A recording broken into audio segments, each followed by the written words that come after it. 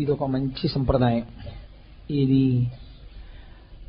ప్రజల దగ్గర కొంత ధనాన్ని వసూలు చేసిన తరువాత అది ఎంత నిజాయితీతో ఖర్చు పెట్టినదైనప్పటికీ ఒకసారి మళ్ళీ వాళ్ళకి ఇంత ఖర్చు అయింది అని చెప్పేటటువంటి విధానం చాలా మంచి విధానం. దానివల్ల మనం ఇచ్చినటువంటి ధనము దుర్వినియోగము కాలేదు అని ఒక నమ్మకం కలగడం.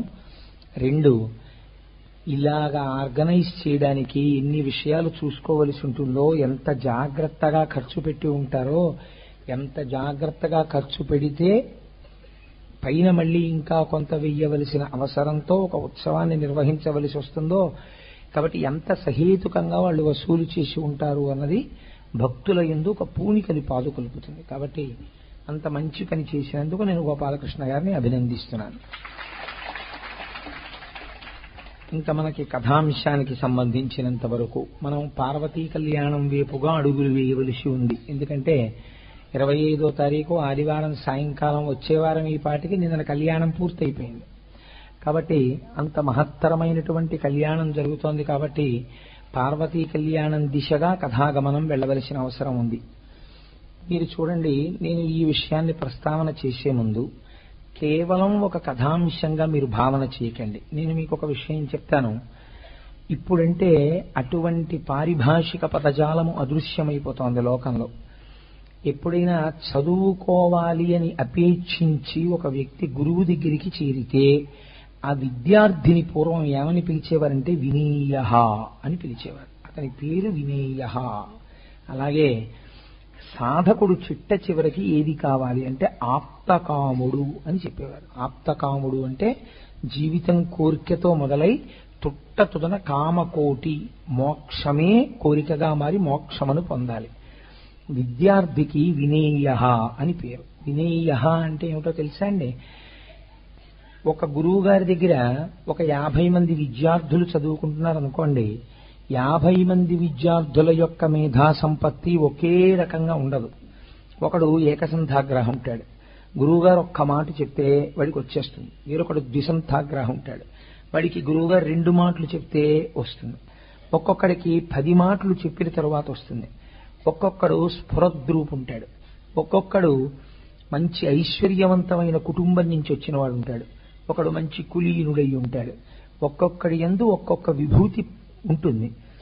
ఈ విభూతి గురువు దగ్గర చదువుకునేటటువంటి రోజులలో బాగా వ్యక్తమవుతుంది. గురువుగారు చిత్రీయపడతారేమో, వాళ్ళల్లో ఉండేటటువంటి విభూతి ప్రకాశించేటటువంటి అవకాశం ఉంటుంది. కానీ జీవితాన్ని గురువు దగ్గర మలుచుకునేటప్పుడు ఒక్కటి మాత్రం విడిచిపెట్టకూడదు, వినయము అన్నది మాత్రం పోకూడదు.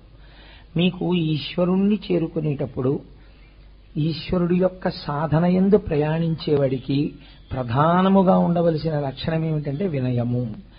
ఏది అవసరము లేదో, ఏది తన దగ్గరికి రావలసిన అవసరము కాదో దాన్ని నిర్ద్వంద్వంగా తోసిపుచ్చగలగాలి. అది అనవసరంగా తన అహంకారాన్ని పెంచుతుంది అనుకుంటే కొంచెం కటువైనా సరే మీరు పక్కన పెట్టి మీరు వినయంతో నిరాడంబరంగా ఈశ్వరుడి ముందు చేతులు కట్టుకుని నిలబడగలిగినటువంటి స్థితిని మాత్రమే పెంచుకునే ప్రయత్నం చెయ్యాలి.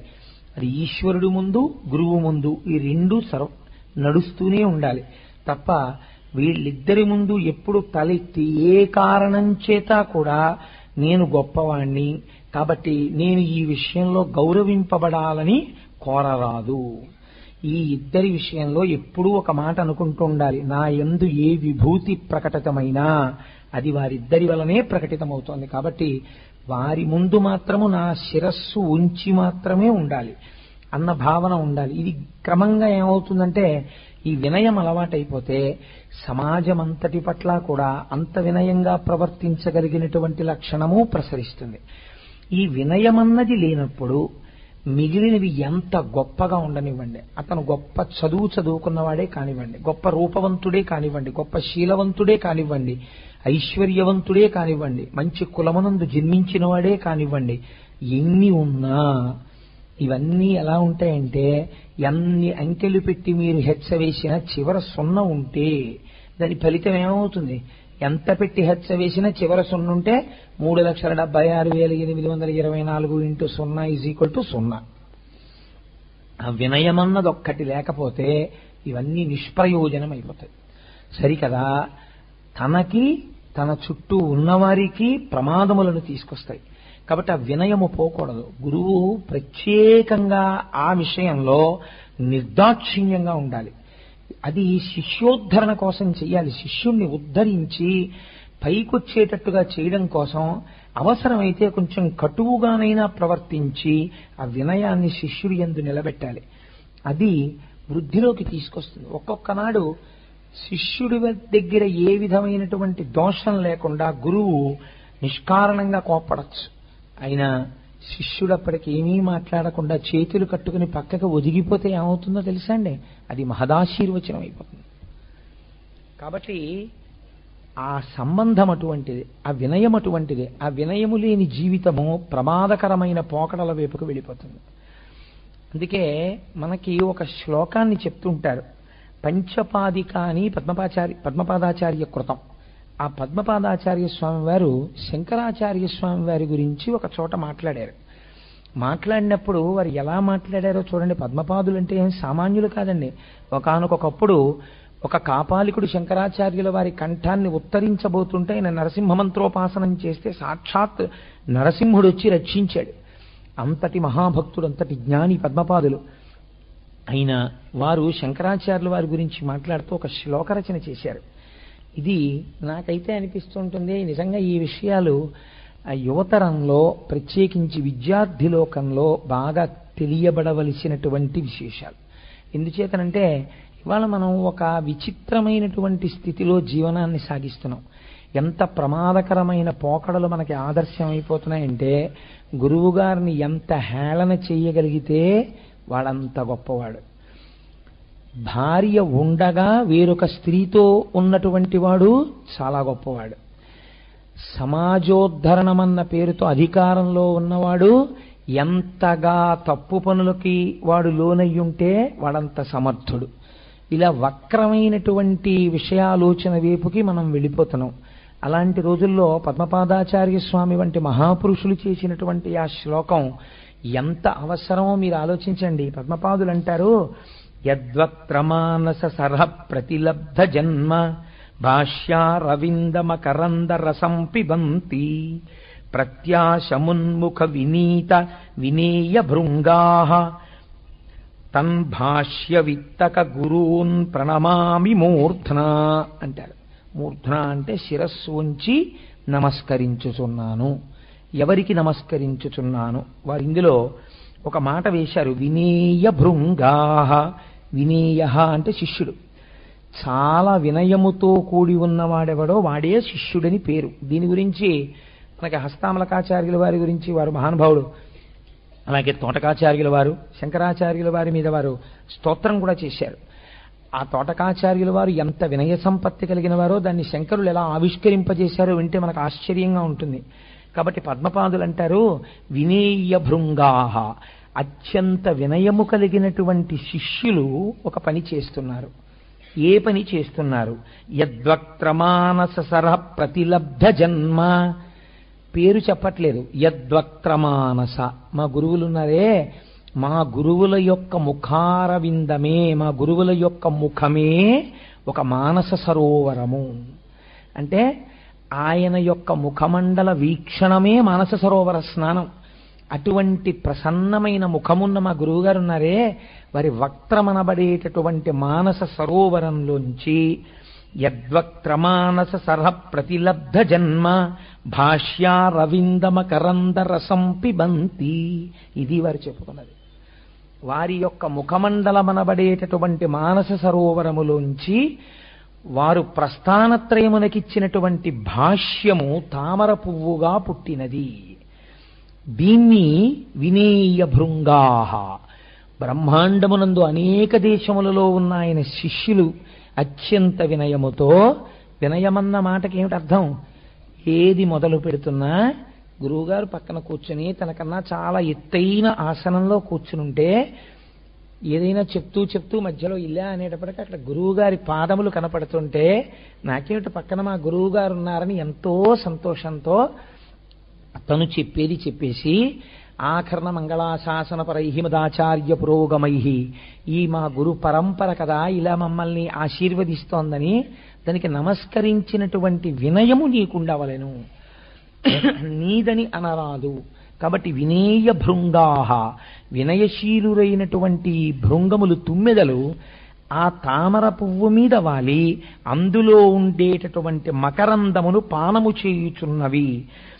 తాన్ భాష్య విత్తక గురూన్ ప్రణమామి మూర్ధ్నా, మాకటువంటి భాష్యం ఇచ్చిన గురువు ఉన్నారే వారికి మేము శిరస్సు ఉంచి నమస్కరించుచున్నాము అంటారు.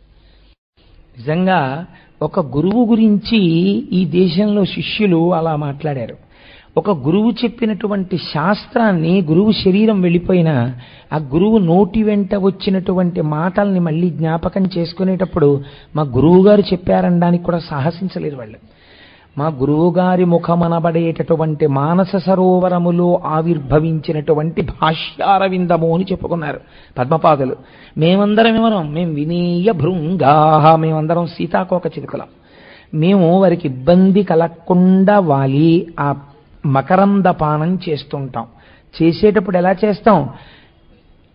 శిరస్సు ఉంచి మేమందరం ప్రణమామి మూర్ధన, వారికి శిరసా నమస్కరించి మేము స్వీకరిస్తూ ఉంటాం అన్నారు. ఒక గురువు నోటి వెంట వచ్చిన మాటని గురువు చెప్పారని అనడానికి కూడా సాహసం చేయలేదు. అంత అందంగా మాట్లాడినటువంటి జాతి మన జాతి. అటువంటి చోట ధిక్కారముతో, అహంకారంతో, గర్వంతో, తనకున్నటువంటి ఏదో ఒక విభూతి చేత కలిగినటువంటి అతిశయముతో ప్రవర్తించడం ఎంత ప్రమాదకరమైనటువంటి స్థితికి వెడుతుందో. గురువు తన స్థాయిలో తాను అలాగే ఉంటాడు.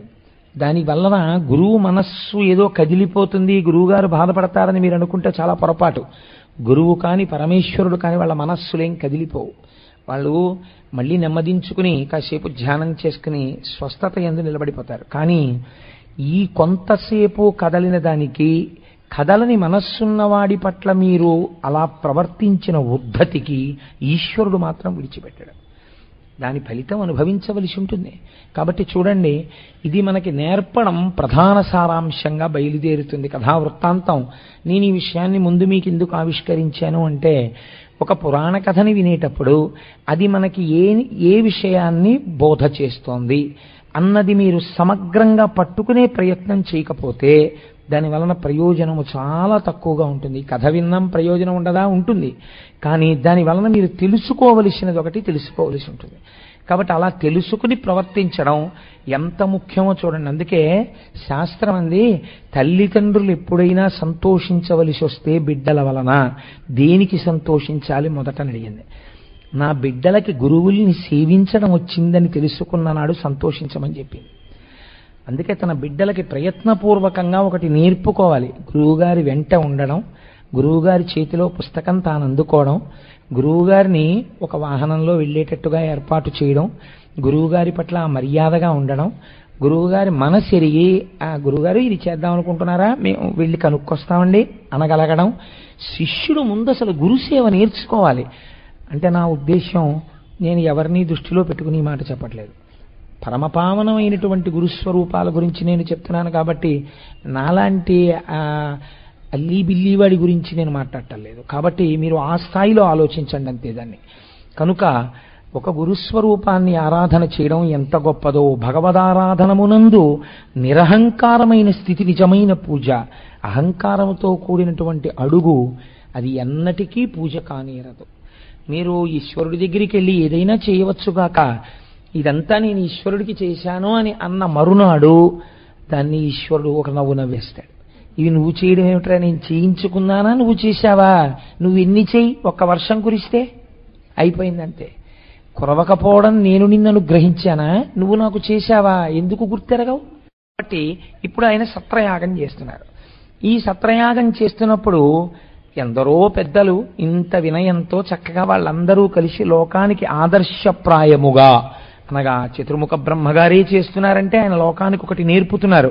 నువ్వు ఈ యాగం చేసి అగ్నిహోత్రము ద్వారా దేవతలకు హవిస్సులిస్తే ఆ దేవతలు ప్రీతి చెందినటువంటి వారై నీకు కావలసిన కామ్యములను వర్షిస్తారు. కాబట్టి నువ్వు వారికి హవిస్సునివ్వాలి, వారు నీ కోరికలను తీర్చాలి. కాబట్టి సత్రయాగం జరుగుతోంది.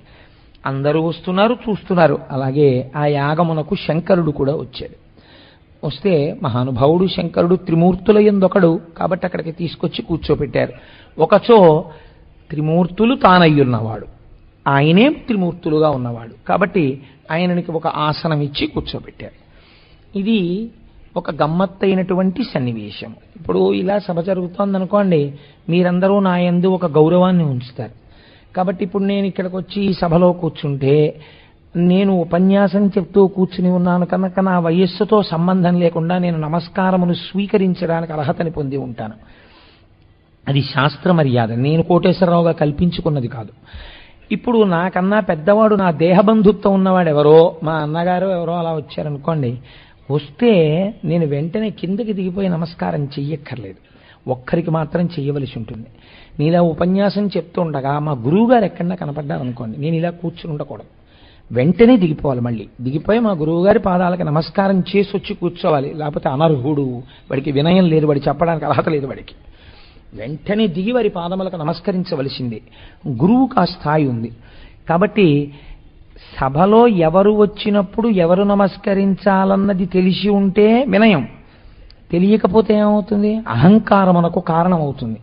కాబట్టి ఇప్పుడు ఆ యాగమునకు శంకరుడు వచ్చాడు. అందరూ ఆయనకి నమస్కరించారు, వారు కూర్చున్నారు, చతుర్ముఖ బ్రహ్మగారు కూర్చున్నారు. చక్కగా యాగం జరుగుతోంది. సరసిజ గర్భయోగి జన సర్వ సుపర్వ మునీంద్ర హవ్యభుక్ పరమ ఋషి ప్రజాపతులు భైక్తిమయించనుదించి ఉండా అత్తరణి సమాన తేజుడగు దక్షుడు వచ్చిన తత్సభాసదుల్ ధరమిడి లేచిరప్పుడు పితామహ భర్గులు తక్క అందరూ. ఈ దక్షయజ్ఞానికి సంబంధించిన విషయాన్ని శివమహాపురాణం ఒకలా మాట్లాడింది, భాగవతం ఒకలా మాట్లాడింది. కానీ ప్రధాన సారాంశము మాత్రం ఒక్కటే అయి ఉంటుంది. చిన్ని చిన్ని తేడాలు ఉంటాయి, కానీ అందరికీ అలవాటులో ఉన్న విషయాన్ని నేను స్వీకరించాలి అని అనుకున్నాను. ప్రధానాంశం ఒక్కటే కాబట్టి. సరసిజ గర్భ యోగి జన సర్వ సుపర్వ మునీంద్ర హవ్యభుక్ పరమ ఋషి ప్రజాపతులు భక్తిమేయించనుదించి ఉండా. ఈ మాట మీరు పట్టుకోవాలి. వచ్చిన వాళ్ళు ఎవరున్నారు? సరసిజ గర్భ చతుర్ముఖ బ్రహ్మగారు ఉన్నారు, యోగి జన అనేక మంది యోగులున్నారు, ఎందరో మహానుభావులున్నారు, ఋషులున్నారు. వీళ్ళందరూ పరమ భక్తితో వచ్చారు ఆ యాగం జరుగుతోందని. వచ్చి అందరూ ఆసనముల మీద కూర్చుని ఉన్నారు. ఇలా కూర్చునుండగా ఒక్కసారి సూర్యులు వెలుగుతుంటే ఎలా ఉంటుందో అనేక మంది సూర్యులు అంత ప్రకాశంతో ఆ సభలోకి దక్ష ప్రజాపతి ప్రవేశించాడు. దక్ష ప్రజాపతికి ఒక గొప్పతనం ఉంది. ఆయన సాక్షాత్ చతుర్ముఖ బ్రహ్మగారి యొక్క బొటనవేలు నుంచి పుట్టాడాయన. కాబట్టి సృష్టిలో బ్రహ్మగారి తరువాతి స్థానంలో ప్రజాపతులు ఉంటారు. కాబట్టి నేను ప్రజాపతిని, ఇది ఆయనకు ఉన్నటువంటి ఒక విభూతి. కానీ నన్ను సృష్టించిన మహానుభావులు ఉన్నారు అనేటటువంటి వినయంతో స్వీకరించినప్పుడు అది వేరొక కోణంలో ఉంటుందేమో. కానీ ఇప్పుడు దక్ష ప్రజాపతిని ఒక విషయం ఆవహించి ఉంది. ఏమది అంటే, నేను చతుర్ముఖ బ్రహ్మగారి యొక్క బొటనవేలు నుండి పుట్టినవాడిని, కాబట్టి నేను ప్రజాపతిని. నేను సభలోకి వెళ్ళినప్పుడు అందరూ లేచి నిలబడాలి, నిలబడి నాకు నమస్కారం చెయ్యాలి. ఇప్పుడు ఆయనకి ఎవరు నిలబడాలి ఎవరు నిలబడకూడదని కాదు, అందరూ నిలబడాలి. ఆయన దృష్టిలో ఎవరు నిలబడక్కర్లేదనుకుంటున్నాడో వాళ్ళు తప్ప మిగిలిన వాళ్ళు నిల్చోవాలి. అంటే ఇంకొకడు మాత్రం నేను నిలబడక్కర్లేదనుకునేటటువంటి అధికారం లేదు.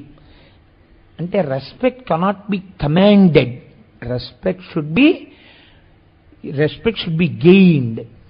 గౌరవం అనేటటువంటిది మీరు తెచ్చుకోవాలి, అంతేకాని నాకు గౌరవం చెయ్యలేదని ఏడిస్తే గౌరవాలు వస్తాయా?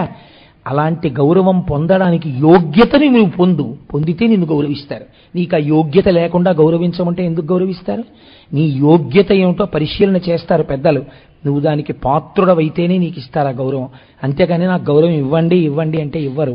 ఆ గౌరవం తెచ్చుకునేటట్టు నీ నడువడి ఉన్నదా లేదా పరిశీలన జరుగుతుంది లోకంలో. కనుక ఏమైంది, ఇప్పుడు దక్ష ప్రజాపతి లోపలికి వచ్చారు. వస్తే అందరూ లేచి తత్సభాసదులు తరమిడి లేచిరప్పుడు పితామహ భర్గులు తక్క అందరున్. ఎవరు లేచారని అవసరం, లేవని వాళ్ళ పేర్లు చెప్తున్నారు. ఇద్దరూ లేవలేదు, ఒకరు పితామహ అంటే చతుర్ముఖ బ్రహ్మగారు, రెండవ వారు భర్గుడు. భర్గుడు అన్న నామం పరమశివుడి యొక్క అష్టమూర్తుల్లో ఒకటి. శర్వ, భవ, భర్గ, ఉగ్ర, రుద్ర, భీమ, పశుపతి, మహాదేవ ఈశానముల్లది. అందుకని భర్గుడు అంటే శివుడు.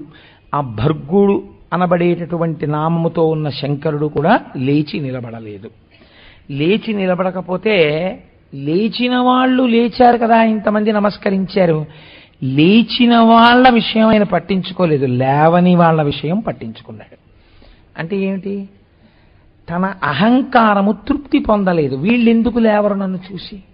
శంకరుడు ఎందుకు లేవాలి అంటే తన మనస్సులో ఒక భావన చేశాడు. నా అల్లుడు తన కుమార్తె సతీదేవినిచ్చి వివాహం చేశాడు. అయితే మీకు నేను ఒక్క విషయం చెప్పవలసి ఉంటుంది ఇక్కడ. ఇది శివమహాపురాణంలోది కాదు, భాగవతంలోది కాదు.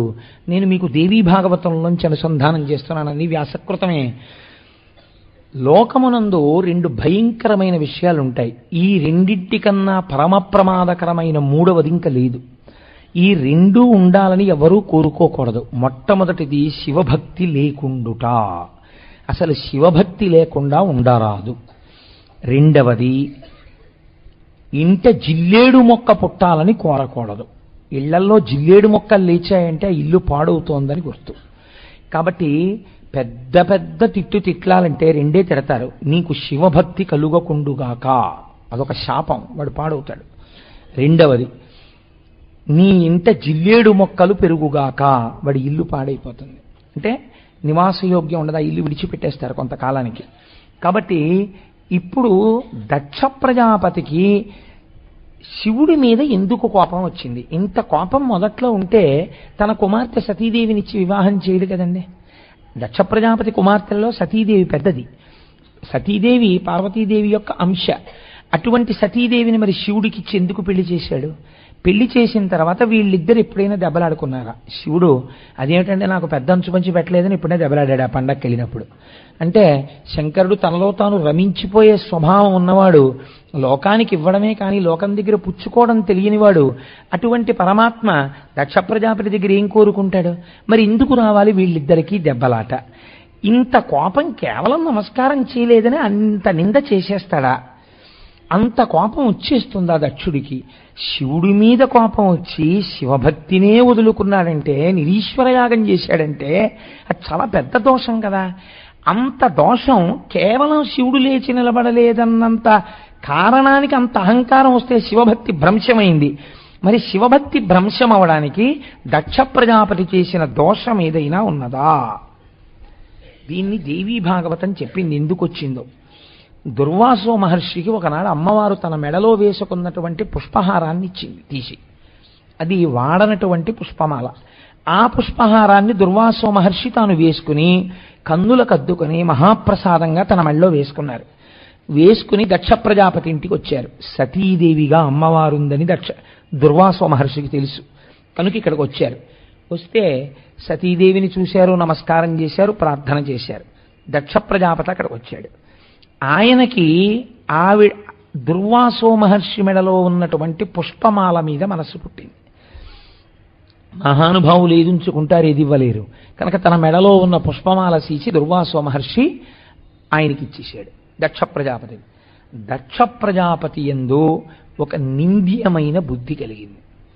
ఈ హారము చాలా సువాసనతో ఉన్నదని ఆ రోజు చేయరాని పని చేశాడు. భగవంతుడి మెడలో ఉన్నటువంటి హారాన్ని తీసి గౌరవ సూచనగా పెద్దలు దేవాలయాలకు వచ్చినప్పుడు వారి మెడలో వేస్తారు. ఆ హారాన్ని పరమపదిలంగా ఇంటికి తీసుకెళ్ళిపోవాలి, అయితే ఎవరు తొక్కని చోట వదిలిపెట్టాలి. అంతేకాని దాన్ని తీసుకెళ్లి మళ్ళీ కారు కేయడం ఇలాంటి పనులు చేయకూడదు. అలా చేస్తేనే ఇంద్రుడి ఐశ్వర్యం భ్రంశం అయిపోయింది. ఇప్పుడు ఆయన ఏం చేశాడు? ఒక విచిత్ర బుద్ధి పుట్టింది. ఈ పువ్వులు మంచి సువాసన భరితముగా ఉన్నాయి, నా భోగస్థానమును అలంకరిస్తానన్నాడు. తన పడక గదిలో ఉన్నటువంటి శయ్య పైభాగమును ఈ పుష్పమాలికతో అలంకరించి భార్య వలన భోగమును పొందాడు ఆ సువాసనల యొక్క గుబాళింపునందు. ఇది అమ్మవారి యొక్క నిర్మాల్యము పట్ల జరిగినటువంటి అమర్యాద. కాబట్టి శివభక్తిని పోగొట్టుకుందువుగాక, దాని వలన వచ్చింది ఈ ప్రమాదం. ఒక్కొక్కసారి మనం చేసే పనులు చాలా చిన్నవిగా కనపడతాయి, చిత్రం ఏమిటో తెలుసా అండి? ఇప్పుడు మీకున్నటువంటి జాతకంలో గ్రహాలు చూసినా మీకు అలాంటి ఇబ్బంది రావాలని కనిపించదు. కానీ మీరు తెలిసో తెలియకో చేసేసినటువంటి పెద్ద పెద్ద పొరపాట్లు మీరు తెలియకే చెయ్యొచ్చు, కానీ కట్టి కుడపక మానవు, కట్టి కుడిపేస్తాయి. అవి వచ్చేసినప్పుడు ఎవ్వరికీ తెలియదు ఎందుకు వచ్చేసాయో, కాబట్టి అవి వచ్చేసి పాడు చేసేస్తాయి అంతే మనశ్శాంతిని. ఇప్పుడు దక్ష ప్రజాపతికి శివభక్తి పోయే సమయం ఆసన్నమైంది. ఇది పోవాలి, పోతే తప్ప ఆయన గొప్ప శిక్ష పొందడు. కాబట్టి ఇప్పుడు ఈ స్థితిని పొందడానికి సిద్ధంగా ఉన్నాడు. కాబట్టి ఇప్పుడు లోపలికి వెళ్ళగానే ఇంకిక్కడి నుంచి పాపం ఎలా పెరుగుతోందో చూడండి. లేవలేదు శంకరుడు, పితామహుడైనటువంటి బ్రహ్మగారు లేవలేదు, ఆయనకి కోపం లేదు. కానీ ఆ ముగ్గురు ఒక్కటే అన్న భావం మరిచిపోయి చనుదించిన యా దక్షుడు వనజజునకు మ్రొక్కి భక్తివశులై సభ్యులు తనకిచ్చిన పూజలు గైకొని అర్హాసనమునందు కూర్చుండి తగన్. ఆ బ్రహ్మగారి సభలో ఉన్నటువంటి వారందరూ తనని పూజించి ఇచ్చినటువంటి కానుకలను స్వీకరించి చక్కగా ఒక ఆసనమునందు కూర్చున్నాడు. కూర్చుని తన్ను పొగడని సభ్యులందరూ లేవనాసనము డిగకొన్న పురారి వలను కన్ను కొనలను విస్ఫులింగములు చెదరా చూచి ఇట్లను రోష విస్ఫురుణ మెరయా. ఒక్క శంకరుడు మాత్రం తాను వచ్చినప్పుడు సభలో లేచి నిలబడలేదు, తనకి పూజ చెయ్యలేదు, తన పాదముల మీద పువ్వులు వెయ్యలేదు. ఈ కోపాన్ని కడుపులో పెట్టుకున్నాడు. కడుపులో పెట్టుకుని సభాసదులందరూ వింటూ ఉండగా అక్కడ సత్రయాగం జరుగుతోంది, నేను ఒక ప్రజాపతిని, నేను ఇలా ప్రవర్తించచ్చా, నేను ఇలా మాట్లాడచ్చా, అన్నీ మర్చిపోయాడు. ఎలాంటి మాట మాట్లాడాడంటే, అనయంబు లుప్తక్రియాకలాపుండు, మానహీనుండు, మర్యాద లేనివాడు, మత్త ప్రచారుండు, ఉన్మత్త ప్రియుండు, దిగంబరుండు, భూత ప్రేత పరివృతుండు, తామస ప్రమథ భూతములకు నాథుండు, భూతిలిప్తుండు, అస్థిభూషణుండు, నష్ట శౌచుండు, ఉన్మత్తనాథుండు, దుష్ట హృదయుండు, ఉగ్ర పరేత భూనికేతనుడు, వితత స్రస్త కేశుడు, అశుచి అయిన ఇతనికి శివనాముడను ప్రవాదమిటుల కలిగే. అశివుడకు ఇతని నెరిగి ఎరిగి వేదంబు శూద్రునకిచ్చినట్లు అన్నాడు. ఒక మాట కాదు, ఒక ఇది కాదు, శంకరుడు నవ్వుతూ కూర్చునున్నాడు. అటువంటి వాళ్ళకి ఆయన మహాజ్ఞాని. ఆయనకి ఏమిటండి, అగ్నిహోత్రంలో చెదపురుగులు పడితే అగ్నిహోత్రానికి లోటు వచ్చిందా, అగ్నిహోత్రం శవాన్ని కలిస్తే మైలు వచ్చిందా? కాబట్టి అనయము లుప్త క్రియాకలాపుండు, వీడికి పని లేదు పాటు లేదు, అలా కూర్చుని ఉంటాడు. ఆయన మహాజ్ఞాని, తనలో తాను రమిస్తూ ఉంటాడు. కాబట్టి అనయము లుప్త క్రియాకలాపుండు, మానహీనుండు. మానహీనుడంటే ఒంటికి బట్ట కట్టుకోడు, ఒంటికి బట్ట కట్టుకోడు దిగంబర శబ్దం చేత. దిగంబర శబ్దం చేత బట్ట కట్టుకోకపోవడం అన్న దానికి అసలు రహస్యం వేరే ఉంది. నేను ఈ మాట గురించి మీకు చెప్పినప్పుడు మీరు పరమ మర్యాదతో దీన్ని స్వీకరించండి. ఒక స్త్రీ ఒక కోటీశ్వరుడికి భార్య, ఆవిడ లక్షల రూపాయల ఆభరణములను ఒంటి నిండా పెట్టుకుంది. ఇన్ని లక్షల రూపాయలతో తుల్యమైన చీర ఆవిడకి తన యొక్క అలంకరణ సామాగ్రి ఉన్న పేటిక యందు కనపడలేదు. అబ్బో, ఇన్ని లక్షల రూపాయల నగల ముందు దీనితో సమానమైన చీర లేదు. 10,000 చీరుంది, 25,000 చీరుంది. ఇన్ని లక్షల ఆభరణములు పెట్టుకున్న నేను ఒక 10,000 రూపాయలు 20,000 రూపాయలు చీర కట్టుకున్న దానికన్నా అధికురాలనే కదా అని ఆవిడ ఆ నగలతోటే సభలోకి వచ్చింది. వేరొక ఆవిడ ఒక 30 రూపాయల ముతక చీర కట్టుకుని సభలోకి వచ్చింది. ఇద్దరిలో చి సిగ్గులేనిదానా అని ఎవరినంటారు? 30 రూపాయల చీర కట్టుకుందని అనరు. ఎన్ని లక్షల ఆభరణములు పెట్టుకున్నా బట్ట కట్టుకోలేదు కనుక చి సిగ్గులేనిదానా మానములేనిదానా అంటారు కదండి. అలా మనకి అంబరము భక్తి, మనం కట్టుకునేటటువంటి అంబరం భక్తి, దాని వలన శోభ వస్తుంది శరీరానికి. ఎంత భక్తి ఉంటే అంత శోభ ఉంటుంది. భక్తి దేని కొరకు? మీరు పొందవలసిన, మీరు ఎవరి చేత పొందబడాలో, మీరెవరిని పొందాలో వాడి యందు భక్తి అంబరం అవుతుంది. అంబరము చాలా గొప్పదవుతోందంటే, మీరు కట్టుకున్న వస్త్రము చాలా గొప్పదవుతోందంటే, మీరు పొందవలసినటువంటి వాడికి మీరు దగ్గర అవుతున్నారని గుర్తు, భక్తి పెరుగుతోందని గుర్తు. ఈశ్వరుడు ఎవరిని పొందాలి? ఈశ్వరుడు పొందడానికి ఇంకొకటి లేడు, ఈశ్వరుడే అందరినీ పొందుతాడు ఆయన. కాబట్టి ఆయనకి భక్తి అంబరం ఎందుకు ఉంటుంది? ఇంకా ఆయనకి భక్తి అంటే ఆయన ఎవరి యందు భక్తితో ఉండాలి? కాబట్టి ఆయన దిగంబరుడు, మహాజ్ఞాని అని గుర్తు. దానికి అర్థం అది తెలియదా ప్రజాపతి అయినటువంటి దక్షుడికి? మార్చి కావాలని నింద చేస్తున్నాడు. కాబట్టి మానహీనుండు, మర్యాద లేనివాడు. ఏమిటి మర్యాద లేదు? నిజంగా శంకరుడే మర్యాద కోసం మాట్లాడాలంటే ఆయన మూడో కన్నొక్కటి చాలు కదండి. ఆయన ఎందుకు లేవలేదో చెప్పలేని అసమర్థుడా? చెప్పగలడు. కానీ చెప్పినా ఇప్పుడు వినే స్థితి నీకు లేదు, నీకు ఆ పాత్రత లేదు వినడానికి ఇప్పుడు. కాబట్టి మర్యాద లేనివాడు ఆయన అంటున్నాడు శంకరుణ్ణి. మత్త ప్రచారుండు, ఎప్పుడూ కూడా చాలా ఉన్మత్తతతో ఉంటాడు. ఉన్మత్త ప్రియుండు, ఉన్మత్తులైన వాళ్ళకి చాలా ప్రియంగా ఉంటాడు. దీని అర్థం ఏమిటో తెలుసా అండి? ఆయన ఉమ్మెత్త పూల పూజ స్వీకరిస్తాడు. ఉన్మత్తులు అంటే పిచ్చివాళ్ళు, పిచ్చివాళ్లకు ప్రియుడు. పిచ్చివాళ్ళు అంటే ఎవరో తెలుసా అండి? మీకు అర్థం కాని వాళ్ళు, ఒక్క మాటలో చెప్పాలంటే కదా. మనకు అర్థం కాలేదనుకోండి, ఒక ఆయన స్వభావం పిచ్చాడండి అంటాం కదండి. నేను చాలా 2-3 మాటలు చెప్పినట్టున్నాను ఈ విషయాన్ని. ఒకసారి పద్మప్రియ టాకీస్లో సినిమాకి వెళ్ళా. నాకేమో ఎందుకంటే దానికి నవ్వవలసిన అవసరం, నేను గృహస్థుని కదా. నాకు ఒక కూతురు ఉంది, అది హఠం చేస్తుంటుంది ఒక్కొక్కసారి. నాన్నగారండి ఈ సినిమా మీరు రావలసిందే అంటుంది. కాదమ్మా నువ్వు వెళ్ళు అన్నా సరే, నాన్నగారండి నా కోసం మీరు ఆ సినిమాకి రారా అంటుంది. నేను రాను అని అనలేనది ఆ మాట అన్నప్పుడు. వస్తాను నాన్న అంటాను. నేను దానికోసం వెడుతూ ఉంటాను సినిమాకి అప్పుడప్పుడు. కానీ మీరు తిట్టకండి సినిమా చూశాక అంటుంది. తిట్టను అంటుంటాను. కూర్చుని ఏదో సినిమా చూసి బయటకు వచ్చేస్తుంటే పద్మప్రియ టాకీస్ దగ్గర గోచి పెట్టుకుని ఒక ఆయన జుట్టు విరబోసుకుని పెద్ద జుట్టుతో డ్రైనేజీలో వెళ్ళిపోతున్న నీళ్లని ఈ ప్లాస్టిక్ చెంచాలు గులాబ్ జాములు అవి తినడానికి ఇవాళ రేపు వాడుతున్నారే, చక్కగా బాసుం పెట్టేసి కూర్చుని ఇన్ని వెహికల్స్ వెళ్ళిపోతున్నా కూడా కళ్ళు మూసుకుని ఎంత నిటారుగా ఎలా కూర్చున్నాడో తెలుసా అండి. యోగంలో కూర్చుని నేను చాలా ఆశ్చర్యపోయింది ఏంటంటే, అసలు ఆచమనం ఎలా ఉంటుందో అలా ఆ మురుగునీరు తీసుకుని ఇలా ముద్ర పట్టి ఓం కేశవాయ స్వాహ, ఓం నారాయణాయ స్వాహ అని తాగుతున్నాడు. అందరూ ఆయన్ని పిచ్చివాడు పిచ్చివాడు అంటున్నారు. కానీ ఆయన ఎంత సంస్కారవంతుడో నాకు కళ్ళమ్మట నీళ్ళొచ్చాయి. మహానుభావా, ఎంతటి వాడివో, ఇవాళ ఎందుకు ఇలా అయ్యావో ఎవరికి తెలుసు? నీ పరిస్థితి మాకు తెలియదు కాబట్టి నేను పిచ్చివాడనేస్తున్నాం. కానీ నీ స్థాయి మాకు తెలియబడలేదు, మేము పిచ్చాళ్ళం అర్థం కాక. మహాపురుషులు అర్థం కారు. అర్థం కాకపోయిన వాళ్ళందరూ బ్రహ్మజ్ఞానులు. అందుకే రామకృష్ణ పరమహంసకు పట్టిన పిచ్చి నాకెప్పుడు పడుతుందో అని ఏడ్చారు చాలామంది. కాబట్టి ఉన్మత్త ప్రియుండు అంటే అటువంటి బ్రహ్మజ్ఞానులకు ఇష్టమైన వాడు శంకరుడు. వాళ్ళు ఆరాధిస్తారు ఆయన్ని. ఆయన పొందుతున్న బ్రహ్మానందం మేము పొందాలి, ఆయనలా ఉండాలని. కాబట్టి అది తెలియదా? దక్షుడికి తెలిసి నింద చేస్తున్నాడు. ఉన్మత్త ప్రియుండు, దిగంబరుండు, భూత ప్రేత పరివృతుండు. లోకంలో తల్లిదండ్రులు అన్నవాళ్ళు అందరికీ తల్లిదండ్రులే. ఆ బ్రహ్మకీట జనని అని ఉంది అమ్మవారికి నామం. నిజంగా అమ్మవారు బొద్దింకలకి కూడా ఆవిడ తల్లే, వానపాములకు కూడా ఆవిడ తల్లే, అన్నిటికీ ఆవిడ తల్లే. ఆ బ్రహ్మకీట జనని. ఆవిడ దగ్గరికి వెళ్ళి నేను ఒక్కడినే నీ కొడుకునమ్మచ్చి ఆ బొద్దింకలేటమ్మా నీ దగ్గర అంటే అమ్మవారు ఒప్పుకోదు. ఆవిడ దగ్గర అందరికీ ఆవిడ తల్లే. అలా సృష్టి యందు భూత పిశాచములుంటే వాటికి కూడా ఆయన తండ్రి తప్ప వీటికి మాత్రమే తండ్రిని కానంటే పరమేశ్వరుడు ఎలా అవుతాడండి? పరమేశ్వరుడే.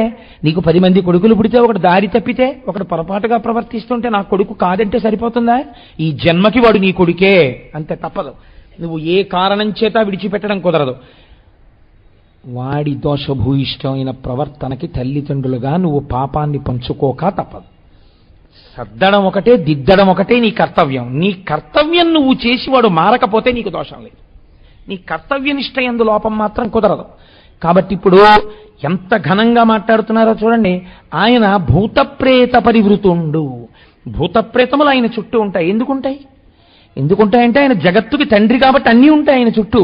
నువ్వు ఒక్కడివే ఉండవు, అన్నీ ఉంటాయి. ఆయన తల్లిదండ్రులు లోకములకు. ప్రమద భూతములకు నాథుండు. నీకేమిటి బాధ? ఆయన ప్రమదగణాలకి నాథుడు. ఇది నీకెందుకు ఇబ్బంది? ఏదో తిట్టాలి కనుక.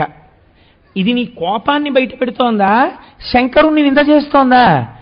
నువ్వు నింద చేద్దామన్నా పరమేశ్వరుణ్ణి నింద చేయలేవు. నువ్వు చేసే నింద ఆయనకి స్తోత్రం అయి కూర్చుంటుంది. ఎందుకంటే ఆయన అటువంటి వాడు కనుక. ప్రమద భూతములకు నాదుండు, భూతి లిప్తుండు. ఒళ్ళంతా భూతి రాసుకుంటాడు, విభూతి. కావాలని ఎందరో విభూతి ధారణ చేసి పరవశించిపోతున్నారు. ఇవాళ భూతిభూంతకరీ పవిత్ర జననీ. భూతి అంటే మహదైశ్వర్యం. అందులో దానికే అష్టసిద్ధులు అందులోకే వచ్చేస్తాయి భూతి అన్న మాటలోకి. కాబట్టి లోకములో ఉన్న సమస్త సిద్ధులు ఆయన భూతి రూపంలో ఉన్నాయి. భూతిలిప్తుండు, బూది రాసుకుంటాడు. అస్థిభూషణుండు, బ్రహ్మకపాలం పట్టుకుంటాడు, మెళ్ళో కపాలాలు వేసుకుంటూ ఉంటాడు. వెళ్ళిపోయిన బ్రహ్మల యొక్క కపాలాలన్నీ ఆయన మెళ్ళో ఉన్నాయి. అంటే ఆయన అలాగే ఉండిపోయిన వాడు, ఆయన సాక్షి. భూతిలిప్తుండస్తి భూషణుండు, నష్ట శౌచుండు, శౌచం లేదు. శౌచం లేకపోవడం ఏంటంటే బ్రహ్మజ్ఞానికి ఆయనకి ఇంకా విధి నిషేధములు ఉండవు. ఇది చెయ్యాలి, ఇది చెయ్యకూడదు అని ఉండదు బ్రహ్మజ్ఞానికి. ఎందుకని? ఆయన అగ్నిహోత్రంలా ఉంటాడు. మీరు చూడండి, ఒక శవాన్ని కాల్చేయవలసి వచ్చింది. దేంతో కాలుస్తారు? అగ్నితోనే కాల్చాలి. అగ్నితో కాల్చిన తర్వాత మీరు అన్నం వండుకున్నారనుకోండి, అగ్నితోనే వండుకుంటారు. అక్కడ ఏ అగ్ని శరీరాన్ని కాల్చిందో అదే అగ్ని. అంటే అందులో పుల్లపట్రమ్మని కాదు నా ఉద్దేశం. ఆ అగ్ని ఈ అగ్ని కన్నా భేదమా? కాదు కదా. అయ్యి బాబోయ్, ఈ అగ్ని అండి మనం శవాన్ని కాల్చేస్తుంటే చూశాను బాబోయ్, ఆ అగ్ని మీద వండినవేవి నేను తిన్నంటే ఏడు, నీకు అన్నం ఉండదంటే. ఇంకా అగ్నిహోత్రానికి మైలు వచ్చిందా? అగ్నిహోత్రం అపవిత్రం అయిపోయిందా? బ్రహ్మజ్ఞాని ఇది చెయ్యలేదు కాబట్టి అపవిత్రం, ఇది చేశాడు కాబట్టి పవిత్రం అని ఉండదు. బ్రహ్మజ్ఞాని రాశీభూత పవిత్రం అంతే బ్రహ్మజ్ఞానం చేత. కాబట్టి నష్టశౌచుండు, ఉన్మదనాథుడు, దుష్ట హృదయుండు. ఆయన హృదయం చాలా దుష్టమైనది అంటున్నాడు. ఆయన హృదయం ఈయన చూశాడండి. ఆయన హృదయం అంత దుష్టమైతే నీ కూతురుని ఎందుకు ఇచ్చావు మొన్న? ఆయన శరీరంలో వామార్థ భాగంలో నీ కుమార్తె ఉంది. ఇప్పుడు నువ్వు ఎవరిని నిందించినట్టు? దుష్ట హృదయుండు, అదుపు తప్పిపోయిన కోపం ఎలా మాట్లాడుతుందో చూడండి. ఇదంతటికీ కారణం ఏమిటి? అవివేకం. నా అంత వాడు లేడు, నేను ప్రజాపతిని, నేను వస్తే లేవకపోవడమా? ఇప్పుడు ఈ విద్య వినయానికి వెళ్ళిందా? ఈ విద్య అహంకారానికి వెళ్ళిందా? ఎందుకు ఆ ప్రజాపతి పదవి? కాల్సనా? దేనికి పనికి వస్తుంది అది? దక్ష ప్రజాపతే కావచ్చు కాక. ఈ సందర్భమునందు ఆయన నమస్కార యోగ్యుడు కాడు. ఆయన నడువడి నమస్కార యోగ్యం కాదు, అంతే. కాబట్టి ఇప్పుడు ఏమైంది? దుష్ట హృదయుండు, ఉగ్ర పరేత భూ నికేతనుండు, శ్మశానమునందుంటాడు. ఎవరుంటారు శ్మశానం దగ్గర? అందరూ ఆయన సంపాదించినవన్నీ బుచ్చేసుకుని ఆయన అక్కడ వదిలిపెట్టేసి వచ్చేసేవాళ్ళే. ఒక్కడే ఒక్కడు అప్పుడు కూడా ఉండి ధైర్యం చెప్పేవాడు ఉంటే శంకరుడు ఒక్కడే ఉంటాడు. అది ఆయన ఔదార్యం అని చెప్పాలా నువ్వు? నీ వాళ్ళన్న వాళ్ళు ఎవ్వరూ లేక నీ జేబులో పరుసు కొట్టేసి నువ్వు ట్రైన్ ఎక్కేసిన తర్వాత టిక్కెట్టుతో పాటు ఉన్న పరుసు నీ జేబులో ఉన్నదాన్ని దొంగ ఎత్తుకుపోతే, అయ్యా నేను నిజంగా టికెట్ కొనుక్కున్నానండి, నేను అటువంటి వాడిని కాను, నా పరుసు ఎత్తుకుపోయారు అని నువ్వు చెప్తూ ఉంటే, ఇలా టికెట్ తీయని వాళ్ళందరూ మీలాగే చెప్తారు, మాస్టారు పదండి కానిస్టేబుల్ తోటి అని నీ మెడ మీద చెయ్యి వేసి కానిస్టేబుళ్ల దగ్గరికి నిన్ను తోసేస్తుంటే, అటువంటి పరిస్థితుల్లో నీ కంఠం విని కంపార్ట్మెంట్లో అటువైపు చివర వాళ్ళు ఎవరో గబగబా వచ్చి, అంటే నాకు అలాంటి దురదృష్టం కలగలేదనుకోండి ఈశ్వరుడి దయ వల్ల, కోటేశ్వరారు మీ కంఠం విని వచ్చామండి, ఏమిటి మిమ్మల్ని తోసేస్తున్నారేమిటి అలాగా అంటే, అయ్యా నిజంగా టికెట్ కొన్నానండి, పర్సు ఎవరో కొట్టేశారు, ఇవాళ ఈ ఆపద వచ్చింది, వాళ్ళు నన్ను నమ్మలేదండి, సహజం కదా, టికెట్ లేనప్పుడు అందరిలా నన్ను అనుకుంటున్నారంటే, అయ్యయ్యో ఆయన అలాంటి వారు కాదండి అని నన్ను నమ్మినవాడెవరో గబగబా తీసి ఆ ఫైన్ కట్టేసి రసీద్ తీసుకుంటే, సారీ మాస్టారు మేము అందరిలా అనుకున్నాం అని ఆ టీటీ అంటే, మిమ్మల్ని కంపార్ట్మెంట్లో కూర్చోపెట్టినటువంటి వాడు ఒక దుష్టమైన సన్నివేశంలో కనపడిన వాడిని నిందిస్తావా? జీవితాంతం నీ మర్యాద నిలబెట్టిన వాడిని గౌరవిస్తావా? అందరూ నిన్ను వదిలిపెట్టేస్తే నువ్వని నువ్వే భ్రాంతి పడిన దాన్ని కాల్చేస్తుంటే వాడొక్కడుండి నిన్ను కౌగలించుకుంటే వాడు శ్మశానవాసిని తిడతావా? నీ నాలుక కోసేయద్దు, కృతజ్ఞత కాదది. శ్మశానవాసి అయితే లోకమంతా శ్మశానమే. ఒకటి ఈ లోకమన్నా శ్మశానం అయి ఉండాలి, రెండు అసలు లోకములో శ్మశానము లేకపోవడం అన్నా అయి ఉండాలి. శ్మశానం అయి ఉంటే అది రుద్రభూమి ఏమిటంటే లోకమంతా శ్మశానం. నేను ఇప్పుడు మాట్లాడుతుంటే ఎన్ని క్రిములు చచ్చిపోయాయో శబ్దానికి, నేను ఈ చేతులు కదుపుతుంటే ఎన్ని చచ్చిపోయాయో, నేను ఇక్కడ కూర్చునుంటే నా కింద పడి ఎన్ని చచ్చిపోయాయో, మీ అందరూ కూర్చుంటే ఎన్ని చచ్చిపోయాయో. ఇది శ్మశానం కాదా? ఆ కోణంలో శ్మశానమే, లోకమే ఒక మహాశ్మశ, ఎప్పుడు లయం అయిపోతూనే ఉంది ప్రతి క్షణం. అంతటా ఆయనే లయకారకుడై ఉన్నాడు, అది శ్మశానవాసి అంటే. కాబట్టి ఇది తెలియక మాట్లాడడం ఉద్ధతితో కూడినటువంటి మాట. కాబట్టి దుష్ట హృదయుండు, ఉగ్రపరేత భూనికేతనుడు, వితత స్రస్త కేశుడు. ఆయన జుత్తు ఇలా విడిపోయి ఉందిట, అది ఈయన బాధ. ఆయన జుత్తు విడిపోయి ఉంటే నీకు బాధ ఎందుకు? ఆయనకి శరీరము పట్ల భ్రాంతి లేనివాడు, బ్రహ్మజ్ఞాని. అందుకే ఆయన జటాజూటం ఇలా విడిపోయి ఉండి ఉండవచ్చు. అంత మాత్రం చేత శుభ్రంగా క్రాపు దువ్వుకుని లోకాన్ని మోసం చేస్తే గొప్పవాడా? అంతఃశౌచం గొప్పది, ఆయన హృదయం గొప్పది, లోకం కోసం ఎప్పుడు త్యాగం చేసే మహాపురుషుడైన. కాబట్టి ఉగ్రపరేత భూనికేతనుడు, వితత స్రస్త కేశుడు, అశుచి అయిన ఇతనికి శివనాముడను ప్రమాదమిటుల కలిగే. ఇన్ని అవలక్షణాలున్నవాణ్ణి శివుడని ఎవడరా పిలిచినవాడు? మంగళమైతే శివుడని పిలవాలి. అసలు ఈయన రూపమే అమంగళం. ఈయన ఎవడు పిలిచాడు శివుడని? ఎరిగి వేదంబు శూద్రునికిచ్చినట్లు, అధికారము లేని వాడికి ఇవ్వకూడని వస్తువు ఇచ్చినట్టు ఎలా ఇతన్ని శివుడని పిలిచారా? నాకు ఆశ్చర్యంగా ఉంది, వీడి శివుడా అని అడిగాడు. అయితే ఇక్కడ గొప్పతనం ఏమిటో తెలుసా అండి? భగవంతుండకు రుద్రునందు అనిందితంబులై స్తుతి రూపంబు నొప్పే. ఈ మాటలన్నీ దక్ష ప్రజాపతి మాట్లాడుతుంటే ఇవేవి ఆయనకి చెందవు కనుక వేరొక కోణంలో ఇవి ఆయనకి స్తోత్రమే అయ్యాయి అన్నారు. ఎందుచేత ఆయన యొక్క గుణం అటువంటిది, ఆయన యొక్క నడువడి అటువంటిది, ఆయన అంతటి మహానుభావుడు. కాబట్టి నింద చేసినా స్తోత్రమే అయిపోయింది ఆయన ఎడల. ఆశ్చర్యకరమైనటువంటి విషయం ఏమిటంటే శంకరుడు నవ్వుతూ కూర్చున్నాడు. దక్ష ప్రజాపతి తిట్టినంతసేపు తిట్టాడు, ఆయన నవ్వుతున్నాడు. ఆయన ముందు ఎలా ఉన్నాడో ఇప్పుడు అలాగే ఉన్నాడు. ఇది ఆయనకి కోపం ఇంకా మింగుడు పడలేదు. ఎడ్రై అంత తిట్టినా అలా కూర్చుంటాడని నేను వెళ్ళిపోతున్నాను ఈ సభలోంచి లేచి ఇంటికి వెళ్ళిపోయాడు. ఎవరిని నిందించారు? దక్ష ప్రజాపతి శంకరుణ్ణి నిందించాడు. నిందింపబడిన శంకరుడు ఎలా ఉన్నాడు? చక్కగా నవ్వుతూ కూర్చున్నాడు. ఆయన ఏమి చెక్కు చెదరలేదు. నింద చేసిన వాడు ఎక్కడున్నాడు? ఇంటికి వెళ్ళిపోయాడు. మధ్యలో అనవసరంగా లేచి అరిచిన వాళ్ళు ఇద్దరున్నారు. ఒకరు నందీశ్వరుడు, రెండవ వాడు భృగువు. అందుకే అరికాలి కన్ను నొక్కేశారు శ్రీ మహావిష్ణువు. ఇలాంటి అహంకారాలకు పోతే అలాగే ఉంటాయి. కాబట్టి ఏమైంది? వీళ్ళిద్దరూ రెండు జట్లు కట్టారు. ఒకరు శివ సంబంధంగా కట్టారు, ఒకరు విష్ణు సంబంధంగా కట్టారు. కట్టి ఇంకక్కడి నుంచి ఒకరి మీద ఒకరు బురద జల్లుకున్నారు. జల్లుకుని ఒకరికొకరు శాపాలు ఇచ్చుకున్నారు, ప్రతి శాపాలు ఇచ్చుకున్నారు. నానా రగడ జరిగింది. అందులో నవ్వుతూ కూర్చున్న వాళ్ళు ఎవరంటే ఒకరు చతుర్ముఖ బ్రహ్మగారు, ఒకరు శంకరుడు. వాళ్ళిద్దరికీ అన్నీ తెలుసు. పసిపిల్లవాడు తెలియక నాన్నగారండి నాన్నగారండి నాన్నగారండి లెంప మీద కొట్టి పిలుస్తాడు. తండ్రి కోపగిస్తాడా? ఉండ్రా ఉండ్రా ఉండ్రా, ఏమిటా కొట్టడం, తప్పు, అలా కొట్టకూడదంటూ ఇలా చేయి తీస్తాడు. అంతేగాని లాగి తండ్రి కూడా కొడతాడా లెంపకాయ? పిల్లడి అజ్ఞానాన్ని తండ్రి మన్నించినట్టు మన్నించి నవ్వుతూ ఊరుకున్నాడు. అందుకేనండి లోకంలో మహాపురుషులైనటువంటి వారు ఈ తప్పు జరగకూడదని కోరుకున్నారు. ఎప్పుడు ఎంత మర్యాదతో మాట్లాడారో చూడండి. శంకరాచార్యుల వారు శివానంద లహరిలో ఒక చోట ఒక శ్లోకం చేశారు. నేను చదివి చాలా కాలం అయిపోయింది. శివతవ పరిచర్యా సన్నిధానాయ గౌర్యా భవ మమ గుణధుర్యాం బుద్ధి కన్యాం ప్రదాన్యే సకల భువన బంధో సచ్చిదానంద సింధో సదయ హృదయ గేహే సర్వదా సంవసత్వం. జ్ఞాపకానికి వచ్చిందండి. కాబట్టి శివ పిలుస్తారాయన. ఆ ఒక్కొక్క పాదంలో ఒక్కొక్క పేరు పెట్టి పిలిచారు. శివ సర్వమంగళ స్వరూపుడా, తవ పరిచర్యా సన్నిధానాయ గౌర్యాం, నీకు నా కూతురునిచ్చి పెళ్లి చెయ్యాలనుకుంటున్నాను. శంకరాచార్యుల వారికి కూతురు ఎక్కడుందండి ఆయన సన్యాసాశ్రమంలో ఉంటే? అంటే శంకరాచార్యుల వారు దేని గురించి మాట్లాడుతున్నారో మీరు అర్థం చేసుకోవాలి.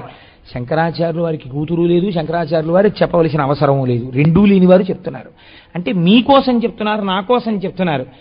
ఒక పిల్లాడిని వెతికి పిల్లని ఇవ్వాలనుకున్నారనుకోండి, ఆ పిల్లని కన్యావరణం అని చెప్పేసి మనకి సరి అయిన పిల్లని వెతికి తీసుకురండి అని పంపిస్తూ ఉంటారు కదా. ఆ కళ్యాణంలో కూడా చెప్తూ ఉంటారు. ఎటువంటి వాడికి ఇవ్వాలండి? శివ. మొట్టమొదట పెళ్లి కొడుకున్న లక్షణం చెప్తున్నారు. శివ, నువ్వు సర్వమంగళ స్వరూపుడవు కాబట్టి నీకు పిల్లనిస్తున్నావు. తవ పరిచర్యా సన్నిధానాయ గౌర్యాం భవ. భవ అంటే బతికించేవాడా, భార్యని బతికించేవాడై ఉండాలి పురుషుడు. తను కష్టపడి భార్యని బ్రతికించగలిగిన వాడై ఉండాలి. తన పక్కన ఆవిడ ఉన్నందుకు ఆవిడ నమస్కార యోగ్యతని పొందాలి తప్ప తన వలన ఆవిడ అపకీర్తి పొందుతోందనుకోండి, నీ కారణంగా ఆవిడ లోకం చేత నిందింపబడింది అనుకోండి. రావణాసురుడి భార్య అయినందుకు మండోదరి నిందింపబడింది. లేకపోతే సీతమ్మ తల్లిది ఎంత పాతివ్రత్యమో మండోదరిది ఎంత పాతివ్రత్యం. మరి మండోదరి పాతివ్రత్యం ఎందుకు ప్రకాశించలేదు రామాయణంలో? రావణాసురుడికి భార్య కావడమే ఆవిడకు ఉన్నటువంటి ప్రారంభం. లేకపోతే సీతమ్మతో సమానం ఆవిడ కూడాను.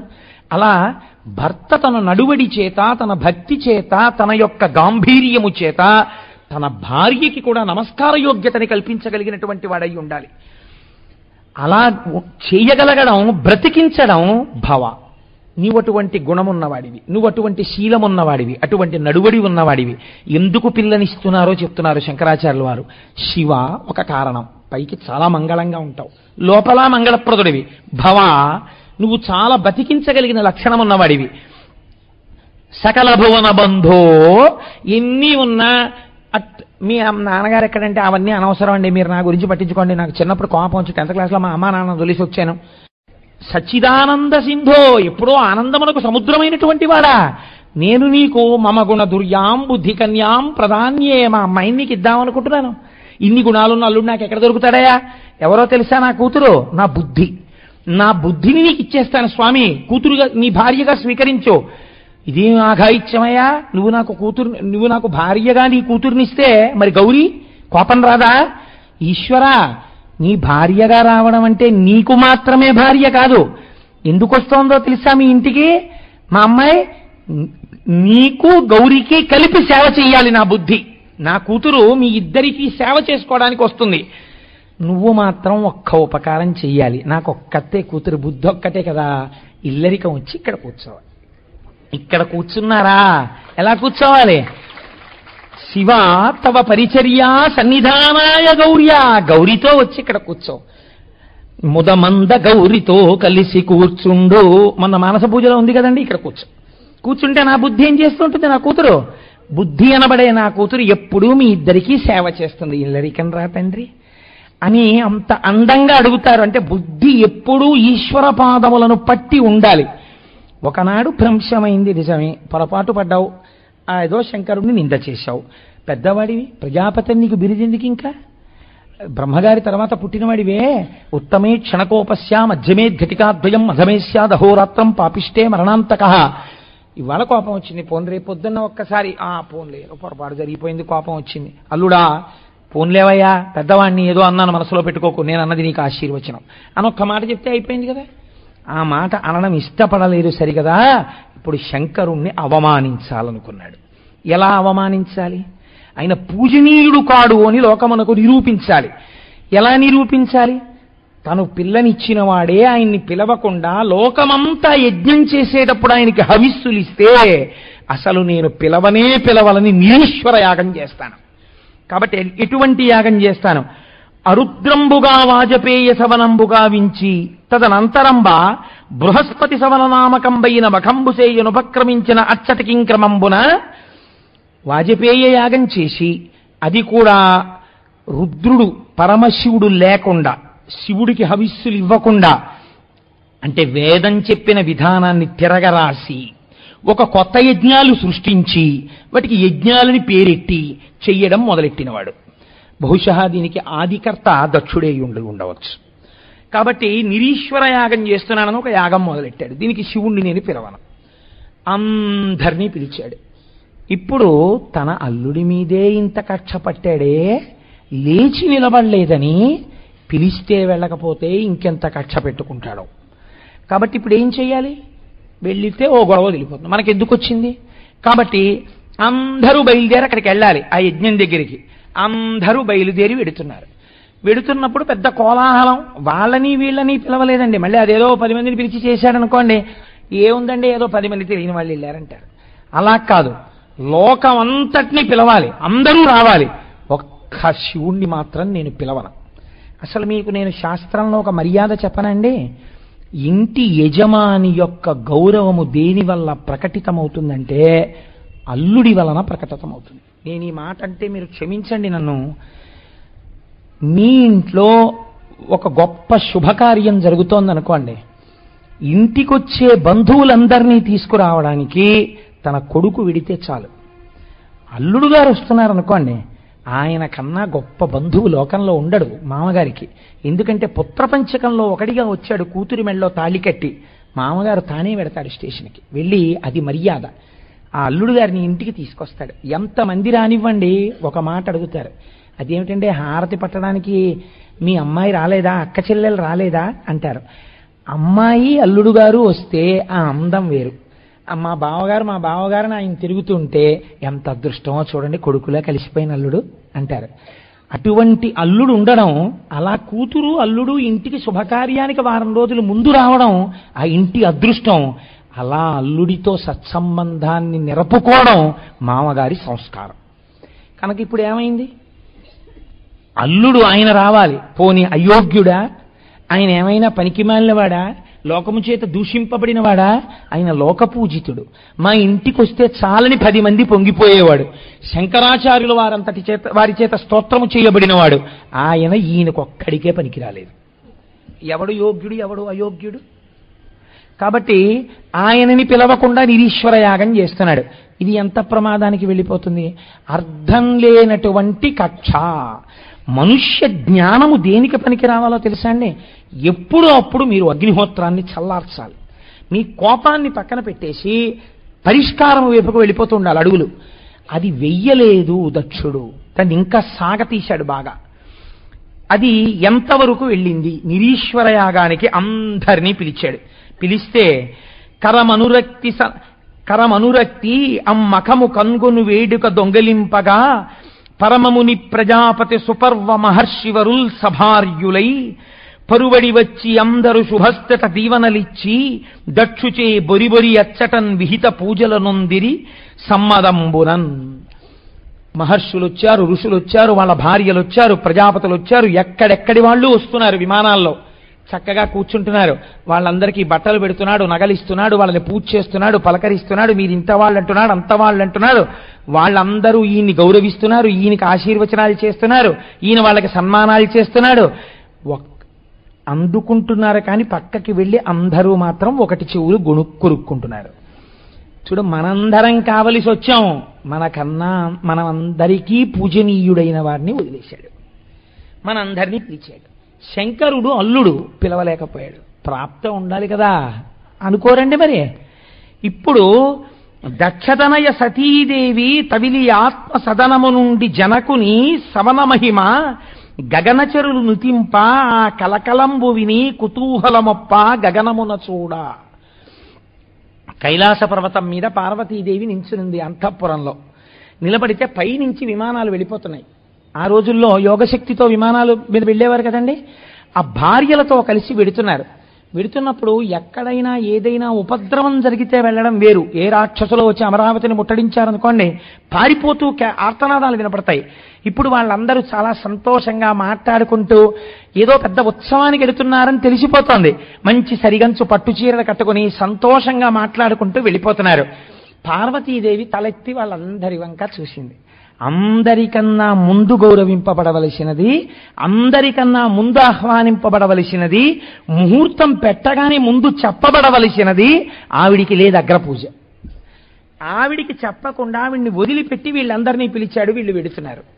ఇది అమ్మవారికి ఖేద కారణం అవుతుందా అవదా? ఇప్పుడు అమ్మవారికి దేనివల్ల ఖేద కారణం? తన భర్త పట్ల తిరస్కృతి. ఆవిడ మహాపతివ్రత. ఆవిడికి ఇప్పటి వరకు తెలియదు తన తండ్రికి శివుడికి సత్రయాగంలో ఈ రకమైనటువంటి మాటలు జరిగాయన్న విషయం తెలియదు ఆవిడికి. ఎందుకు తెలియదు? నందీశ్వరుడు చెప్పలేదు, శంకరుడు చెప్పలేదు. శంకరుడు చెప్పలేదంటే అప్పటికప్పుడే మర్చిపోయాడు తప్ప, చూసావా మీ నాన్నగారు ఏం చేశారో అని వచ్చి చెప్పలేదు. అలా చెప్తే బ్రహ్మజ్ఞాని ఎందుకు అవుతాడండి? శంకరుడు ఎందుకు అవుతాడు? కాబట్టి ఆయన ఆ మాట చెప్పలేదు. ఇప్పుడు ఆవిడ పైకి చూసింది. చూస్తే తనరారు నవరత్న తటంక రోచులు చెక్కుటద్దములతో చెలిమిచేయ మహనీయ తపనీయ మయపద కజ్జుతల అంశభాగంబుల నవరింప అనంచిత చీనాంబర ప్రభలతో మేఖలాకాంతులు మెలమాడ చెంచల సారంగ చారు విలోచన ప్రభలు నల్దిక్కుల బ్రబ్బికొనగా మించు వేడుక భర్తృ సమేతముగను మనితములైన విమానయానలగుచు ఆకాశపథమున అరుగుచున్న కచర గంధర్వ కిన్న రంగనల చూచి. చక్కటి పట్టుబట్టలు కట్టుకున్నారు, మంచి మంచి నగలు పెట్టుకున్నారు, మంచి మంచి జవ్వాజీ మొదలైన సుగంధ పరిమళాలు ఒంటి నిండా వెదజల్లుతున్నారు. చక్క భర్తలతో కలిసి ఎవరెవరు వెడుతున్నారు? ఋషులు, గంధర్వులు, కేచరులు, కిన్నెరులు, కింపురుషులు అందరూ వెళ్ళిపోతున్నారు యాగానికి. వీళ్ళందరూ వెడుతున్నారే, ఇంత సంతోషంగా వెడుతున్నారే, వీళ్ళందరూ వెళ్ళిపోయేటప్పుడు ఇలా చూసి ఈవిడ్ని మాత్రం పిలవలేదు అని అనరా? ఆడపిల్ల ఏం కోరుకుంటుంది అంటే ఆడపిల్ల రెండిటిని కోరుతుందట ఎప్పుడూ కూడా. శాస్త్రం ఎంత గొప్పగా మాట్లాడిందండి. తన పుట్టింటికి వెళ్ళినప్పుడు పరాయి పిల్లలా ఉండాలని కోరుకోదట. పుట్టింటికి వెళ్ళేటప్పటికీ అక్కడ ఉన్నటువంటి వైభోగము తన భోగమే అని అనుభవించాలని కోరుకుంటుందట. అంతే తప్ప ఇక్కడ కూర్చుంటే ఏమన్నా మా నాన్నగారు ఏమైనా అంటారేమో, మా అమ్మ ఏమైనా అంటుందేమో, ఇప్పుడు నన్ను పంపించేశారు కదా అత్తారింటికి, ఏమో గబుక్కన అన్నయ్య ఏమంటాడో, వదిన ఏమంటుందో అన్న భావన ఆడపిల్లకి ఉండరాదు. ఆడపిల్ల పుట్టింటికి వస్తే చక్కగా పుట్టింటి భోగాన్ని, ఇది మర్యాద. ఆడపిల్ల తిన్నగా ఇంట్లోకి వెళ్ళాలి, తీసుకెళ్ళాలి అన్నదమ్ములు, తీసుకెళ్ళి చక్కగా ఎక్కడ పడితే అక్కడ కూర్చొని ప్రేమగా మాట్లాడి రావాలి. రెండు, నువ్వు ఏమీ చెయ్యక్కర్లేదు. మూడు చెప్పింది శాస్త్రం. ఒకటి, నీకు కలిగితే ఒక బట్ట పెట్టు, నీకు అంత బట్ట కూడా నువ్వు పెట్టలేకపోతే 4 మంచి మాటలు మాట్లాడు. ఇంటికొచ్చిన ఆడపిల్ల కంట నీరు వచ్చేటట్టుగా మాత్రం మాట్లాడకెప్పుడు. 3, ఇంటికొచ్చిన ఆడపిల్లతో పోనీ నీకు 4 మాటలు మాట్లాడడం కూడా ఇష్టం లేకపోతే కూర్చుని ఆ అమ్మాయి లేచి అన్నయ్య వెళ్ళొస్తానంటే, అమ్మా ఉండు పసుపు కుంకాలు తీసుకుని విడుదుగానివని మాత్రం అను. ఆ మాట కూడా అనకుండా మాత్రం మౌనం వహించకు, పాడైపోతావని చెప్పింది. భాగవతంలో ఉందండి శీసపద్యం. అబలల అక్కచెల్లెండ్రను ఆదరించుటో, చీరలు సారెలిచ్చుటో, మంచి మాటలు మాట్లాడుటయో ఇవి అన్నదమ్ములకి తెలిసి ఉండాలి అని. కాబట్టి ఇంతమందికి సత్కారాలు, కడుపున పుట్టిన దానికి లేదు సత్కారం. ఏమి సంస్కారం అండి ఇంకా తల్లిదండ్రులది? ఏమి సంస్కారం ఆ దక్ష ప్రజాపతిది? కాబట్టి వీళ్ళందరూ వెళ్ళిపోతున్నారు. నారదుడు గమనించాడు ఆవిడ ఆవేదన. తల్లి, నీకు తెలియని విషయం కాదు, కానీ చెప్పకపోతే నాది దోషం అయిపోతుందమ్మా, నేను చెప్తానని వచ్చాడు. వచ్చి ఆయన అన్నాడు, తల్లి, మీ జనకుండు దక్షుడు మదాంధ ప్రేరిత స్వాంతుండై పుల్లాంభోజదలాక్షితత్వము తలంపన్ లేక విల్వెట్టి శోభల్లం దక్కిన భూరిదేవగణముల్ పిల్పించి దుర్యాగమున్ సమకట్టెనాడిదే మిముంచింతింపడెంతేనియున్. అమ్మా దక్ష ప్రజాపతి నీ జనకుడు ఇవాళ ఒక యాగం చేస్తున్నాడు. ఎటువంటి యాగమో తెలుసా? మదాంధ ప్రేరిత స్వాంతుండై, మదం చేత అంధుడైపోయాడు. ఎవరికి ఏ గౌరవం ఇవ్వాలో తెలుసుకొని బతుకుతున్నాడు నీ తండ్రి. పుల్లాంబోజదలాక్షితత్వము తలంపన్ లేక, నీ కన్నులెప్పుడూ ఇలాగే నవ్వుతూ నల్లగా ఉండాలన్న విషయాన్ని గుర్తించలేకపోతున్నాడు. ఇంటి ఆడపిల్ల బాధ పుట్టింటిని కట్టి కుంపుతుందని తెలుసుకోలేకపోయాడు. తెలుసుకోలేక ప్రవర్తిస్తున్నాడమ్మా. వెల్వెట్టి మిగిలిన వాళ్ళందరినీ పిలిచి మిమ్మల్ని వదిలేస్తే ఏం శోభ ఉంటుందమ్మా దిక్కుమాలిన యాగానికి? శోభిల్లం దక్కిన భూరిదేవగణముల్ పిలిపించి చాలా మందిని పిలిచాడమ్మా. దుర్యాగమున్ సమకట్టెనాడిదే, ఒక దుర్యాగం చేస్తున్నాడు. మిముంచింతింపడింతేనియున్, మీ గురించి ఆలోచన కూడా చెయ్యట్లేదు. కనీసం మనం పిలవలేదన్న విషయం జ్ఞాపకంలో లేదు. చాలా పెద్ద తప్పు చేశాడమ్మా దక్షుడు. నారదుడు ఈ మాట చెప్పాడు. పార్వతీదేవి నారదుడు ఈ మాట చెప్పాడు, ఆవిడ ఏమీ అనలేదు నారదుడితోటి. ఇది ఆడపిల్లగా తన మర్యాద నిలబెట్టింది. తన కన్నవాళ్ళని వేరొకరు చెప్పినా వేరొకరి ముందు నిందింపరాదు. కాబట్టి ఆవిడ ఏమీ అనలేదు. నారదుడు వెళ్ళిపోయాడు. తనలో తాను ఆలోచిస్తోందట పార్వతీదేవి. చదువులు పెక్కులు చదివియు మదిమయి నుండి నేడు మలహరు వెలిగానిది ఏల చేయతొడగెను మదముననివగచు బదురు మదిలో బెడగున్. మా నాన్న ప్రజాపతి, ఎంత చదువు చదివి ఏం ప్రయోజనం, బూడిదిలో పోసిన పన్నీరు. బ్రహ్మగారి పుత్రుడు, ఎన్ని పదవులుంటే ఎవడికి కావాలి, ఎంత చదువుకుంటే ఎవడికి కావాలి, ఎంత తెలిస్తే ఎవడికి కావాలి. మా నాన్న ఇవాళ మదించి ఉన్నాడు, చేరాని పనిని తన విద్యతో చేస్తున్నాడు ఇవాళ. ఇప్పుడు నేను మా నాన్నకి పాఠం చెప్పేంత దాన్ని కాకూడదు, ఒక కూతుర్ని కాబట్టి. కానీ నా భర్తకే అవమానం చెయ్యాలని చూస్తున్నాడు. ఇప్పుడు నేను ఏం చెయ్యాలి? ఇప్పుడు నేను ఏదో ఒక నిర్ణయం తీసుకున్నప్పుడు ఆవిడ మనస్సు ఎప్పుడు ఎటుమొగ్గుతుంది? సనాతన ధర్మమునందున్న స్త్రీగా మహాపతివ్రతగా మాట్లాడుతోంది తల్లి. శంభుడి వైపు మొగ్గు. ఎందుకని? ఆయన ఎందు ఏ దోషం ఉందని మీరు చెప్తారు? కాబట్టి మా నాన్న చేసినటువంటి ఈ దుష్కృత్యాన్ని నేను ఇప్పుడు ఎలా పరిష్కరించాలి? చెప్పిన తప్పు వచ్చునుకో, చెప్పకయున్నను తప్పు వచ్చునో.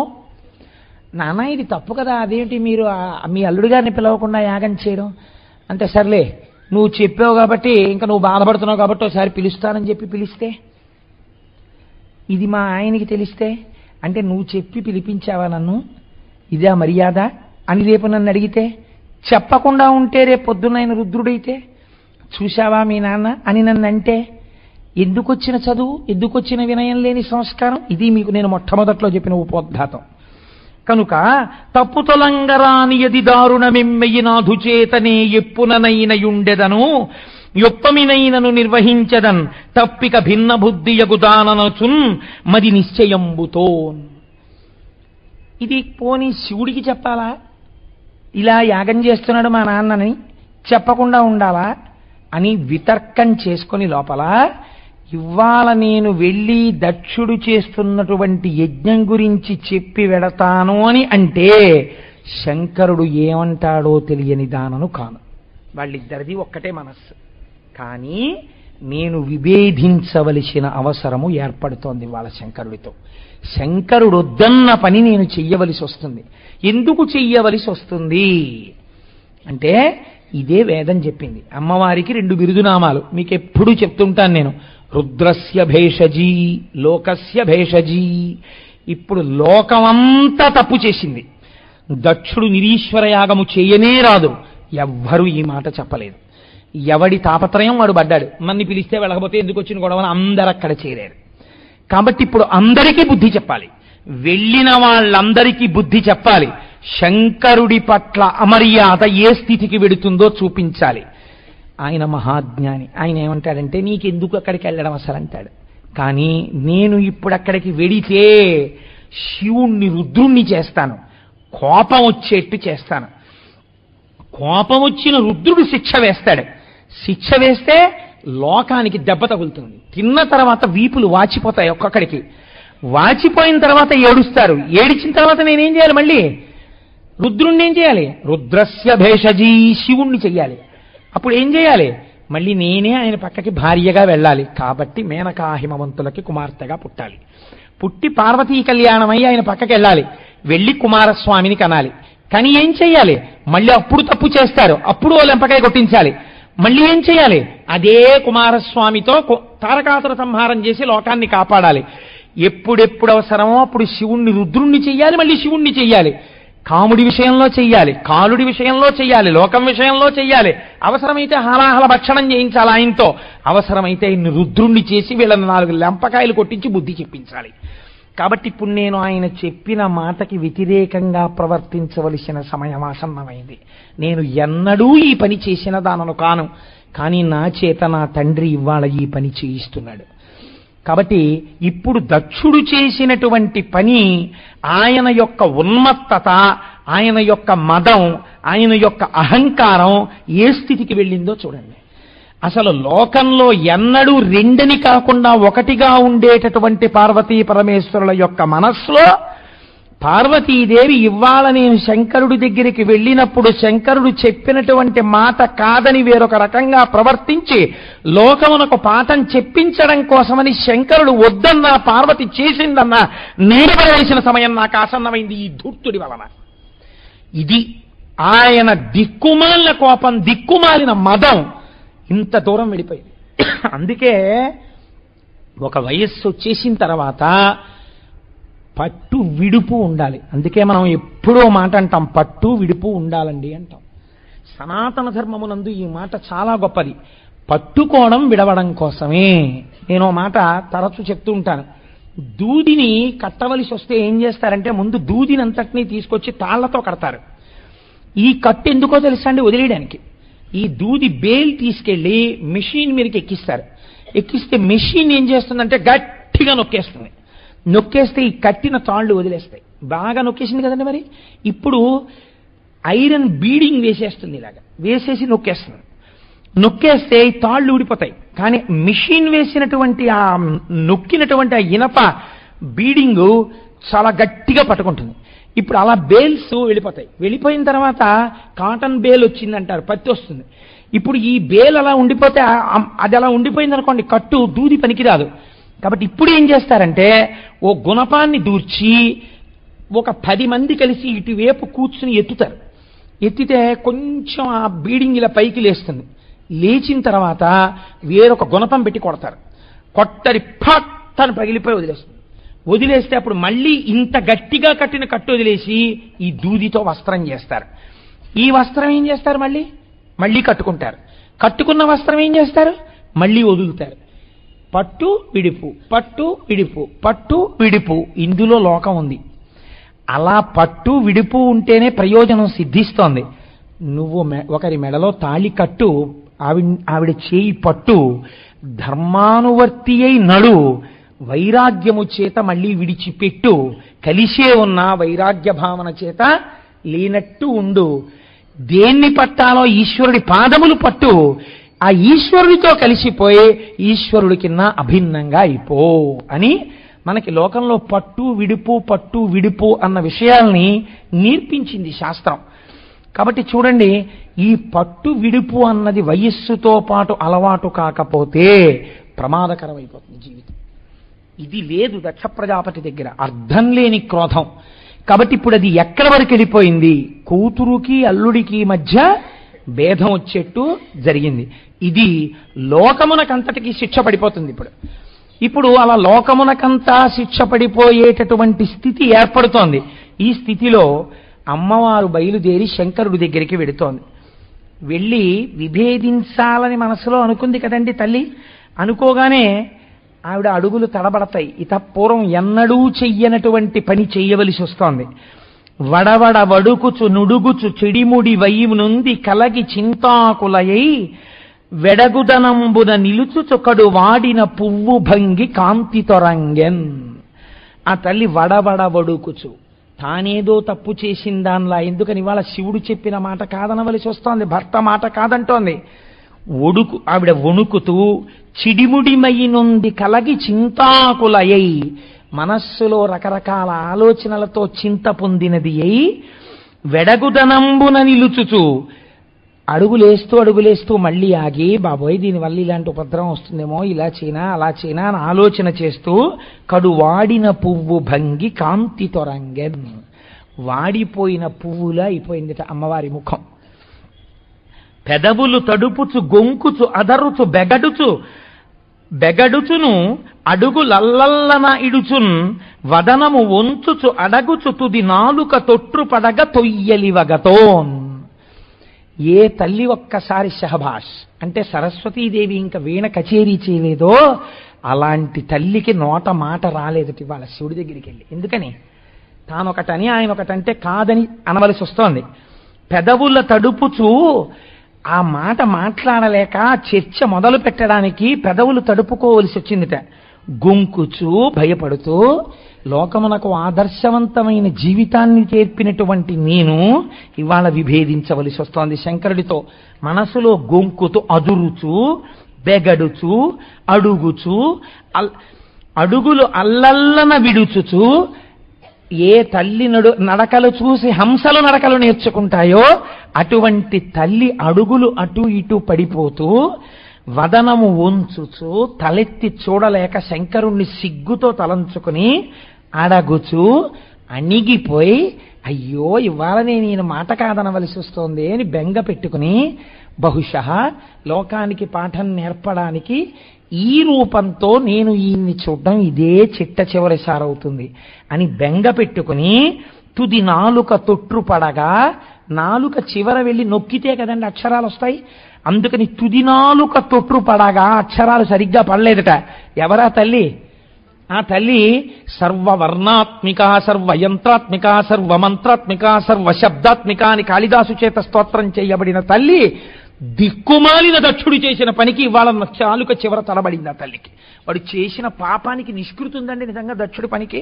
అందుకే శంకరుడు అటువంటి శిక్ష వేశాడు. రేపు అర్థం పర్థం లేని క్రోధం, జీవితాంతం పట్టే పగలు, ఆ తర్వాత నువ్వు కుండల కొద్దీ కన్నీళ్లు కార్చడానికి పనికొస్తాయేమో కానీ నీ వంశాన్ని దిద్దుకోవడానికి పనికిరావు. లేనిపోని ఉపద్రవాలు తెచ్చుకోవడానికి పనికొస్తాయి. చెప్పేస్తోంది దక్షుడి యొక్క వృత్తాంతం. కథని కథగానే స్వీకరించండు సుమా.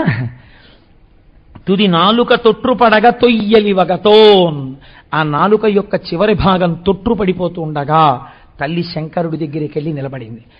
మాట్లాడేటప్పుడు ముందు ఆయన్ని మభ్యపెట్టే ప్రయత్నం చెయ్యదు. మహాతల్లి ఆవిడ మహాపతివ్రత. తన కడుపులో బాధంతా తన భర్తకి జరిగిన అమర్యాదకి. కాబట్టి ఆవిడంది, కరకంఠ మిమ్ము పిలవక తెరగించుకలేక మిమ్ము తెలియక దక్షుండరిమురి యాగము చేయుచు మెరయుచునున్నాడు రాజమిహిరగ్నక్ష. తండ్రి మహానుభావ శంకర, మిమ్మల్ని పిలవలేదు, మీకు కనీసం చెప్పలేదు, మీరెవరో తెలుసుకోలేదు. తెలుసుకోకుండా తన తండ్రిని పిలవలేదు, మా నాన్నగారం లేదు, పేరు పెట్టి పిలిచింది. ఒక కూతురు తండ్రిని పేరు పెట్టి పిలిచింది అనుకోండి, అంతకన్నా అమర్యాద ఇంకోట్లేదు. పెద్దల సమక్షంలో, భర్త సమక్షంలో వెళ్ళి ఆ కోటేశ్వరరావు అండి అందనుకోండి నా కూతురు, ఆనాడు నేను బతికి చచ్చిపోయిన వాడితో సమానం. ఎందుకని? అంత అమర్యాద ఏదో జరిగిందనమాట నా నడువడిలో. మా నాన్నగారనే నా కూతురు జీవితాంతం, నా జీవితాంతం అనాలి అంటే నేను మర్యాదతో కూడిన నడువడి ఉన్నవాడనని గుర్తు.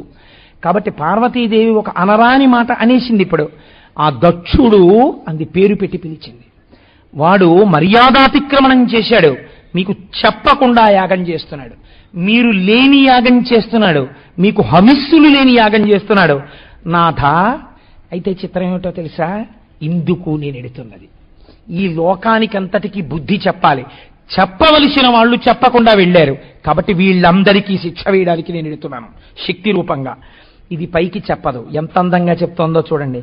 శచీమన కమలనాథుడు, కిన్నెరనాథుడు, రమానాథుడు, భారతీ హృదయనాథుడు, పంకజనాథుడు, జగన్నాథ దురాత్మనోమునకు నందము పొందుచుబోయినారు.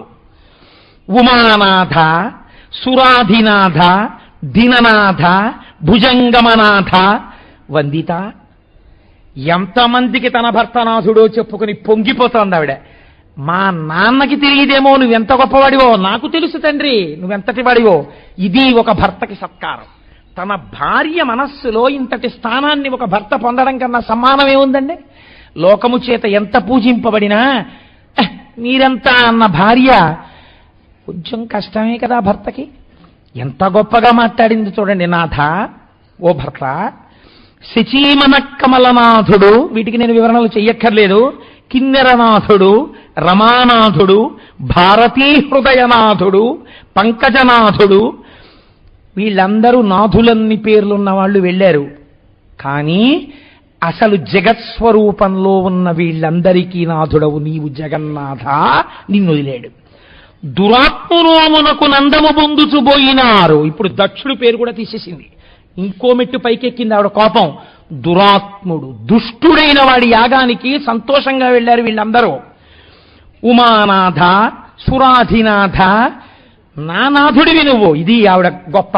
ఎంతమందికి ఎవరి నాథులు అక్కడికి వెళితే నాకెందుకు, నా నాథుడవు, నిన్ను పిలవలేదు కాబట్టి ఆ యాగం జరగడానికి వీల్లేదు. ఇది ఆవిడ కడుపులో బాధ. ఉమానాథ, సురాధినాథ, దిననాథ, భుజంగమనాథ వందిత.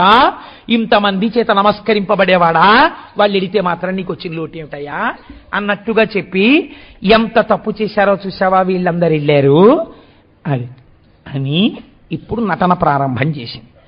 ఇప్పుడంది, శంకర చూశారా ఇంతమంది వెళ్ళారు కదా మా నాన్న యాగం చేస్తున్నారని, కావున ఆ యజ్ఞమునకు ఈ విభుదగణంబులర్ధి ఏగెదరదిగో దేవా మనమిప్పుడచటికి పోవలను వేట్క నాకు పుట్టెడు అభవ. వీళ్ళందరూ ఎందుకు వెళ్ళారనుకుంటున్నారు? ఈ వెళ్ళిన వాళ్ళందరూ కావున ఆ యజ్ఞమునకు ఈ విభుజగణంబులర్ధి ఎగదరదిగో, వీళ్ళకేవో కోరికలు ఉన్నాయి, అక్కడ తీర్చుకోవడానికి వెళ్ళారు. అక్కడ ఆయన ఇచ్చి పుచ్చుకోవడానికి వెళ్ళారు తప్ప వాళ్ళందరికీ ఇంకో కారణం ఉందనుకుంటున్నారా? ఆయన ఏదో సన్మానం చేస్తాడని వెళ్ళారు. ఈశ్వర, ఇంతమంది వెళ్ళారు కదా, నాకు కూడా వెళ్ళాలనుంది, నాకు కూడా వెళ్ళాలనుంది అంటే మీతో కలిసి వెళ్ళాలనుంది. కాబట్టి దేవా, మనం ఇప్పుడు అచ్చటికి పోవెలనను వేట్క నాకు పుట్టెడు నభవ, మన ఇద్దరం కలిసి నాకు అక్కడికి వెళ్ళాలన్న కోరిక పుట్టింది అభవ, నా కోరిక తీర్చరా? ఆ యజ్ఞము కనుగొనగా నాయనుజలు భక్తి ప్రాణ నాథులతోడన్ బాయక వత్తురు, మనమున్ పోయిన నే వారిన చట పొడగనగల్గున్. శంకరుడికి ఎలా అడగాలో అలా అడుగుతోంది. నా చెల్లెళ్ళున్నారే, ఆ చెల్లెళ్ళందరూ వాళ్ళ భర్తలతో కలిసి వెళ్ళుంటారు. ఇప్పుడు నేను ఆ యాగానికి వెడితే మా చెల్లెళ్ళందరిళ్ళకి వెళ్ళడం అంటే మనకి ఖాళీ ఉండదు కదా.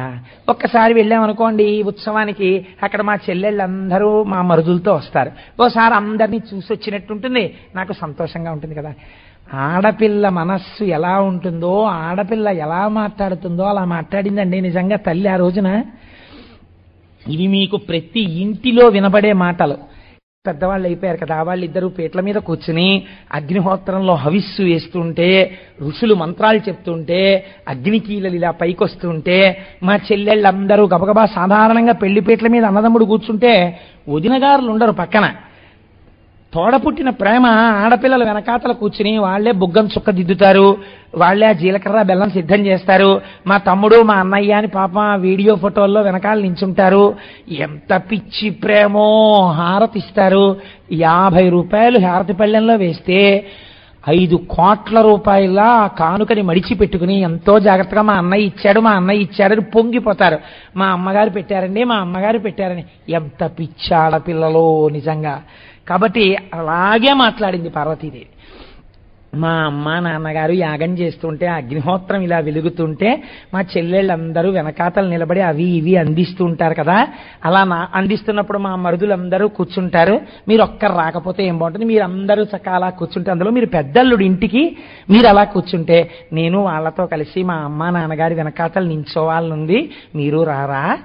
ఎంత బతిమాలిందండి. ఏ ధూర్తుడి చేష్టితం వల్ల వచ్చిందండి అగత్యం. వాడొక్క మాట, ఒక్క పిలుపు. ఇవాల్టికి ఇలాంటి పాషాణ హృదయాలు లోకంలో ఉన్నాయి. ఏమి క్రోధాలో ఎప్పుడో జరిగిన విషయాలు చెప్తారు. చెప్పి కూతుర్ని అల్లుడిని పిలవరు. వాళ్ళని వదిలేశామండి, వాళ్ళని పిలవమండి, నీ సంస్కారం బయటపడింది. కూతురు అల్లుడు పసిపిల్లలు, వాళ్ళ మీద నీ కోపం ఏమిటి? వాళ్ళకి బుద్ధి చెప్పాలి. నీ కర్తవ్యనిష్ట నీకు ఉండాలి. నీ కర్తవ్యనిష్ట ఏమైపోయింది? బూడిదలో పడిపోయిందా? కాబట్టి నాకు వెళ్ళాలంది, రారా అని అడిగింది ఆవిడ. అడుగుతూ నాకు చాలా ఆశ్చర్యకరంగా అనిపించేటటువంటి పద్యం అండి పార్వతీదేవిది. నిజంగా నాకు ఈ పద్యం చదువుతున్నప్పుడు ఎన్నోసార్లు, నేను గొప్పకి చెప్పుకోవట్లేదు, మీరు నమ్మండి నమ్మకపోండి, నా కళ్ళ నీరు చిప్పిల్లింది ఈ పద్యం చదివేటప్పుడు. ఎలా మాట్లాడిందిరా ఆవిడ అని. ఆవిడ తన కంటి చూపు యొక్క చివరి చేత లోకములనన్నింటినీ పాలించగలిగిన తల్లి.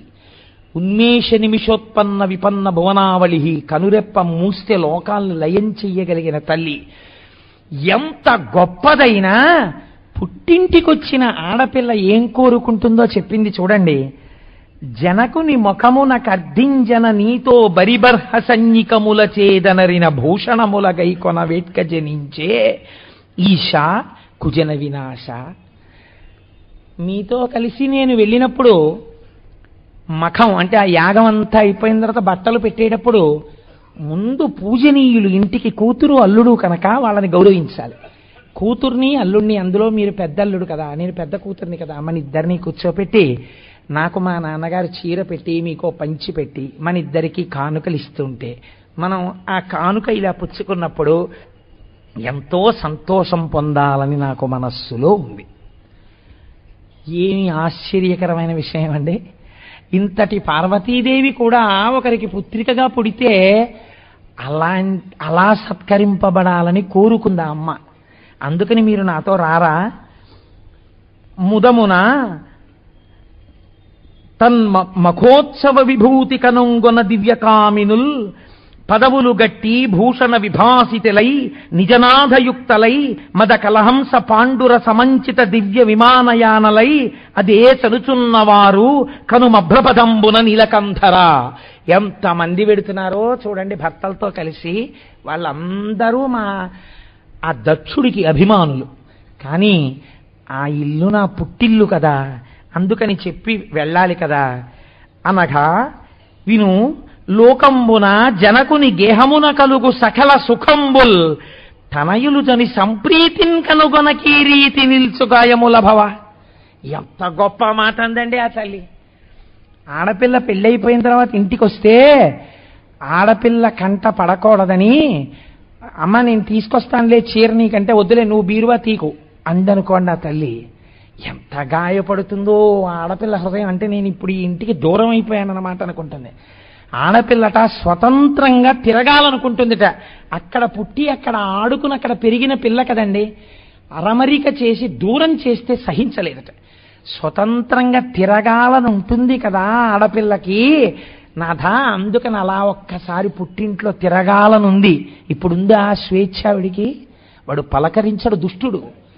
అయినా ఆవిడ ఒక ఆడపిల్లగా మాట్లాడుతోంది. ఏమంటారో శంకరుడు చూద్దాం అని. ఆవిడికి తెలుసు పిలవలేదని. కాబట్టి ఇప్పుడు అంటోంది, ఎంత ధర్మం చెప్పిందండి నిజంగా మహాతల్లి. అనయము పిలువకయుండన్ చన అనుచితమంటివేని జనక గురు సుహృత్ జననాయక గేహములకు చనుచుందురు పిలవకున్న సజ్జనులధిప. మన్ని పిలవలేదుగా పార్వతి, అల్లుణ్ణి పిలవాలిగా, మరి నన్ను ఆహ్వానించలేదుగా, పిలవని చోటుకి నేను వెళ్ళొచ్చా, అది దోషం అవుతుంది కదా అంటారేమో. 4 చోట్లకి పిలవకపోయినా వెళ్ళవచ్చు, శాస్త్రం అంగీకరించింది. సజ్జనులు ఆ 4 చోట్లకి వెడతారు పిలవకపోయినా. ఎక్కడెక్కడికి వెడతారు?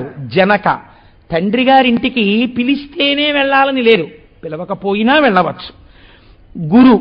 గురువుగారింట్లో ఏదైనా గొప్ప ఉత్సవం జరుగుతుంటే గురువుగారు మనని పిలవలేదని ఆగకూడదు. గురువుగారింట్లో ఉత్సవం జరుగుతోందని తెలిస్తే వెళ్ళిపోవచ్చు గురువుగారింటికి. కాబట్టి గురు. అలాగే సుహృత్ మంచి స్నేహితుడు, ఏదో పొరపాటున చెప్పలేకపోయాడు, ఆగకూడదు. సుహృత్ అయితే నువ్వు వెళ్ళిపోవాలంతే, నన్ను పిలవలేదు అనకూడదు. అలాగే జననాయక, రాజుగారింట్లో రాజ్యమేలే రాజుగారింట్లో ఉత్సవం జరుగుతోంది, నిన్ను పిలవక్కర్లేదు వెళ్ళవచ్చు. జననాయక గేహములకు చనుచుందురు పిలువకున్న సజ్జనులధిప.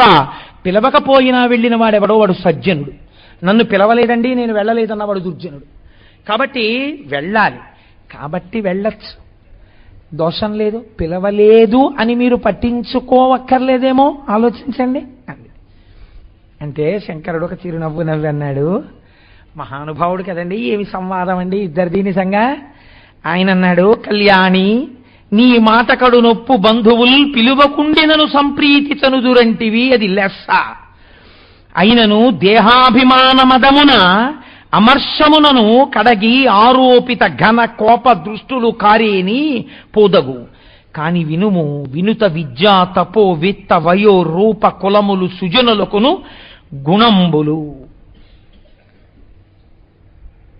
పార్వతి నువ్వు చెప్పేవే పిలవకపోయినా వెళ్ళొచ్చని, అది పరమధర్మం, నేను దాన్ని కాదంటలేదు, వెళ్ళవచ్చు పుట్టింటికి.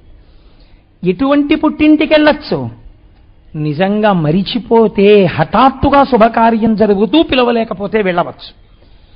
మీ నాన్న కావాలనే మనని పిలవలేదు. విత్త వయో రూప కులములు సుజనులకును గుణంబులు. ఇవి సుజనులైతే వాళ్ళకి గుణాలు అవుతాయి. ఆయన రెండో విషయాన్ని ప్రస్తావన చేయకుండా ఊరుకున్నాడు. మామగారిని ఎంత గౌరవించాడో చూడండి. దుర్జనులకు గర్వకారణములవుతాయి. ఎందుకో తెలుసా? వాళ్ళు కడుపులో వేరొక భావన పెట్టుకుని మేమింత గొప్పవాళ్ళం, ఇంత గొప్పవాళ్ళం మేం కదా అని అవతల వాళ్ళని అవమానించడానికి ప్రయత్నిస్తారు తప్ప ఈశ్వరుడిచ్చిన విభూతిని వినయంగా స్వీకరించారు. కుటిల బుద్ధులైన కుజనుల ఇండ్లకు ఆర్యులేక వారనాదరమున బమలు ముడివడంగ భూరి రోషాక్షులై చూతురదియుగాక ఇదియు వినుము. చాలా సద్బుద్ధితో, వినయంతో, మంచితనంతో, ఆదరంతో, అభిమానంతో, ఆప్యాయంతో, అనురాగంతో పిలవకపోయినా మనం వెళ్ళినా కుటిల బుద్ధులైన కుజనులు ఏం చేస్తారో తెలుసా?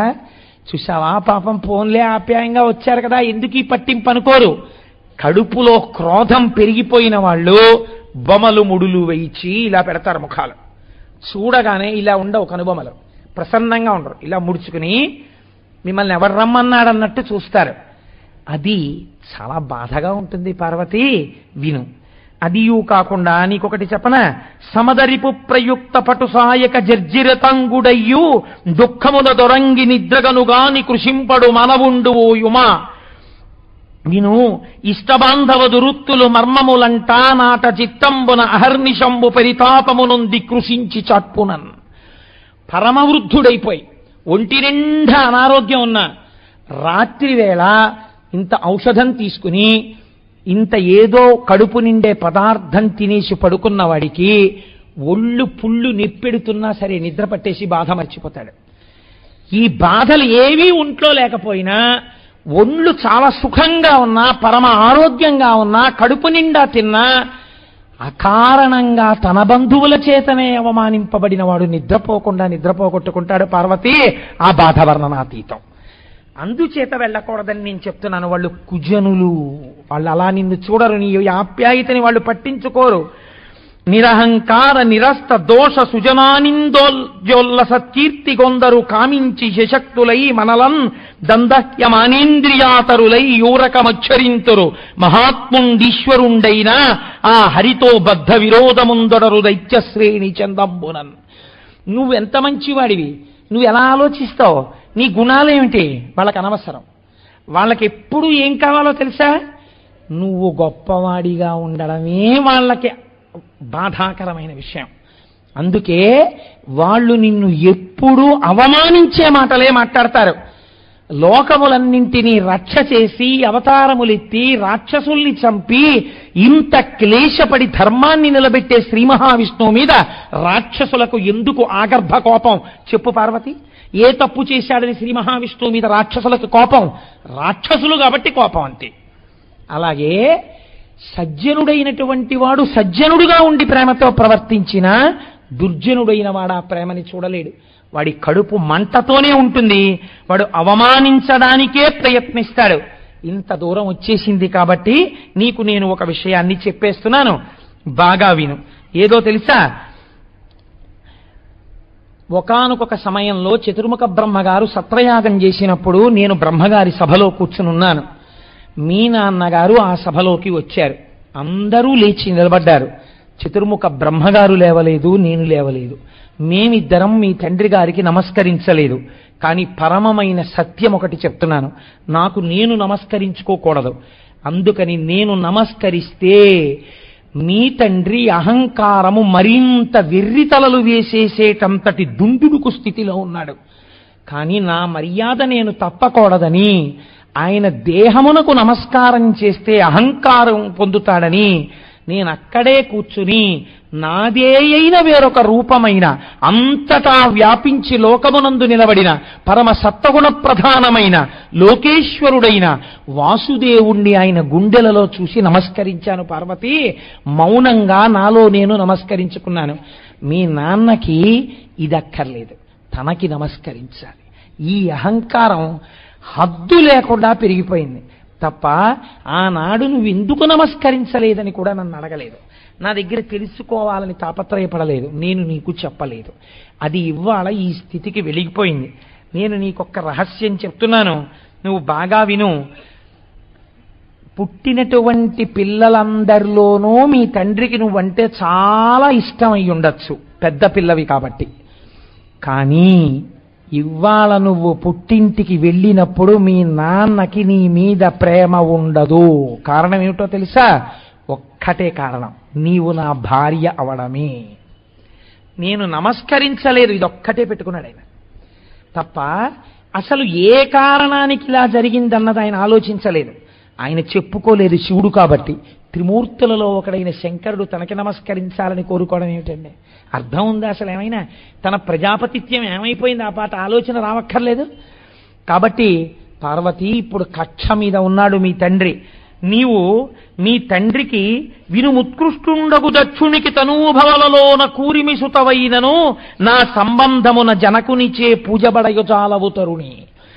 నాకు నువ్వు భార్యవైన కారణం చేత మీ తండ్రి నిన్ను పూజించడు, నువ్వు వెళ్ళగానే బొమలు ముడివేస్తాడు, నీ మనస్సు ఖేదపడేటట్టు మాట్లాడతాడు. కాబట్టి నా మటుకు నేనుగా నీకు చెప్పే విషయము నీవు వెళ్ళవద్దు. ఆ తరువాత నువ్వు నిద్రపోలేవు, చాలా బాధపడతావు. నేను ఉన్న మాట నీకు చెప్పాను, వెళ్ళవద్దు అని. ఆవిడంది, నేను వెళ్ళాలనుకుంటున్నాను. ఆవిడ ముందే అనుకుంది కదండి. ఇప్పుడు ఎందుకని? లోకస్య భేషజీ, వెళ్ళిన వాళ్ళ వీపు వాయాలి. అందుకని ఇప్పుడు ఆవిడ నేను వెడతాను. శంకరుడిది చమత్కారమైన ధోరణి. ఆయనకి అవమానము ఇంకొకటి ఎందుకుంటాయండి? అంటే నన్ను పిలవకపోయినా నేను ఇన్ని చెప్పినా నువ్వు వెళ్ళిపోతావా? అయితే వెళ్ళిపోయి ఇంకా నువ్వు ఇక్కడికి రావక్కర్లేదు అనలేదు ఆయన. అలా అంటే ఆయన ద్వంద్వములకు లొంగిపోయినవాడు. తను చెప్పడమే చెప్తాడు. చెప్పడమే నా ధర్మం, వినకపోతే నీ కర్మం. అది ఆయన సిద్ధాంతం. కాబట్టి ఇప్పుడు ఆయన ఏం చేశాడు? నేను చెప్పవలసింది చెప్పాను పార్వతి, నువ్వు వెడతానంటున్నావు, సంతోషం, తప్పకుండా వెళ్ళిరా. ఇప్పుడు ఆ తల్లి గబగబా బయలుదేరి అక్కడి నుంచి బయలుదేరి వెడుతోంది. కానీ ఆవిడ ఎలా వెడుతోందో తెలుసా అండి? సతీ సుహృద్దర్శనేచ్ఛా ప్రతికూల దుఃఖ స్వాంతయగుచు సంగములు వడక అందందదొరగడు అశ్రుపూరంబులు గండభాగంబుల గడలు కొనగా ఉన్నత స్తనమండలోపరిహారముల్ వేడి నిట్టూర్పులు వెచ్చగంద అతి శోక రోషాకులాత్యంత దోదూయమానమై హృదయంబు మలగుచుండా ఆ తల్లి బయలుదేరింది. ఆవిడ కన్నులంబట కారిపోతున్న నీళ్లు చెక్కిళ్ల మించి ఇలా జారి చుక్కలుగా పడుతున్నాయిట. ఆవిడ వేడి నిట్టూర్పులకి మెడలో వేసుకున్నటువంటి హారములు వేడెక్కిపోతున్నాయిట. ఎందుకని? ఆవిడికి తెలుసు, ఈ రూపంతో ఈ అవతారంతో నా భర్త పక్క నుంచి నేను వెళ్ళిపోతున్నటువంటి ఆఖరి నడక. ఇంకా సతిగా దేహం విడిచిపెట్టవలసి వస్తుంది, లోకమును శిక్షించవలసి వస్తోంది, నా బిడ్డల్ని మార్గంలో పెట్టవలసి వస్తోంది, వాళ్ళకి శిక్ష వేయవలసి వస్తోంది. అసలు ఎన్నడూ ఆయన మాట దాటకుండా స్వాధీన వల్లభ అని పేరున్న నేను ఇన్నాళ్ల తర్వాత ఈ దుష్టుడి వలన ఆయన మాట కాదని వెళ్ళవలసి వస్తోంది. కన్నుల నీరు కారుస్తూ తల్లి బయలుదేరిందిట. అలా బయలుదేరినటువంటి తల్లికి పుట్టింటికి వెళ్ళేటప్పుడు మంచి పట్టుబట్టలు పట్టుకెడదాం, ఏ రోజు ఏం కట్టుకుందాం, యాగం చేసినప్పుడు పొద్దున్నేమో ఈ చీర కట్టుకుని, ఏమండి ఈ షర్ట్ ఏదో పెట్టుకుంటాను, ఈ గాజులు వేసుకుంటాను, ఈ మ్యాచింగ్ బాగుంటుందా, అబ్బా మీరు ఏం పట్టించుకోరటి, వినండి ఒకసారి ఈ చీర కట్టుకున్నా అంటే ఆయన మోహం, ఆయనకి అంత పెద్ద జ్ఞానం లేదు. అప్పుడు ఒక్కటే మాట, తెలివైన మాట ఏమంటాడు? నీ మోహం నువ్వు కట్టుకోవడం ఏమిటే, ఈ చీరలన్నీ ఆ చీరలకు అందం వస్తుంది, నువ్వు కట్టుకుంటే ఏదైనా కట్టుకో. ఇప్పుడు ఆవిడే పెట్టేసుకుంటుంది సంతోషపడిపోయి. అలా చక్కగా తప్పుకుంటాడు ఆయన కదండి. అందుకని భర్తతో కలిసి సంతోషంగా వెడుతుంటే ఇలాంటి మాటలు ఉండుండేవి. కాబట్టి ఇప్పుడు ఆవిడకి ఆభరణాల మీద కానీ, పట్టుకెళ్ళవలసిన పట్టుపుట్టాల మీద కానీ, ఒంటికి రాసుకోవలసిన అంగరాగముల గురించి కానీ ఆలోచన లేదు. నేను ఇలా వెళ్ళొచ్చా అని ఆలోచన లేదు. అలాగే కళ్ళు తుడుచుకుంటూ విమానం ఎక్కి వెళ్ళిపోతాం.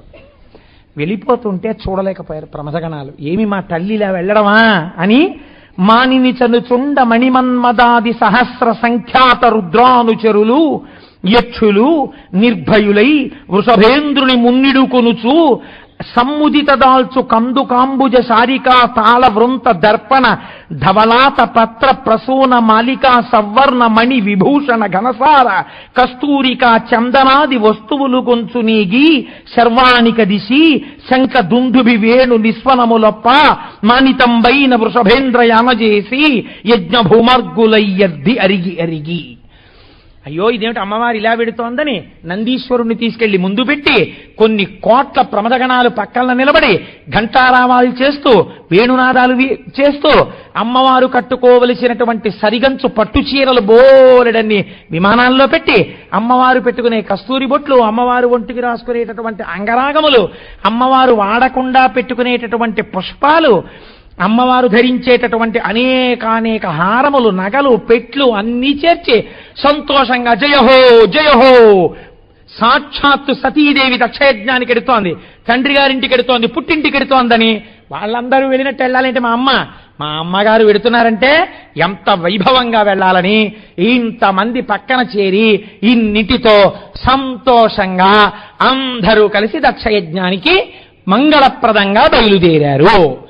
ఇప్పుడు దక్షయజ్ఞం చెప్తే శివరాత్రి అయిపోతుంది కనుక రేపటి రోజున దక్షయజ్ఞం గురించి మాట్లాడతాను.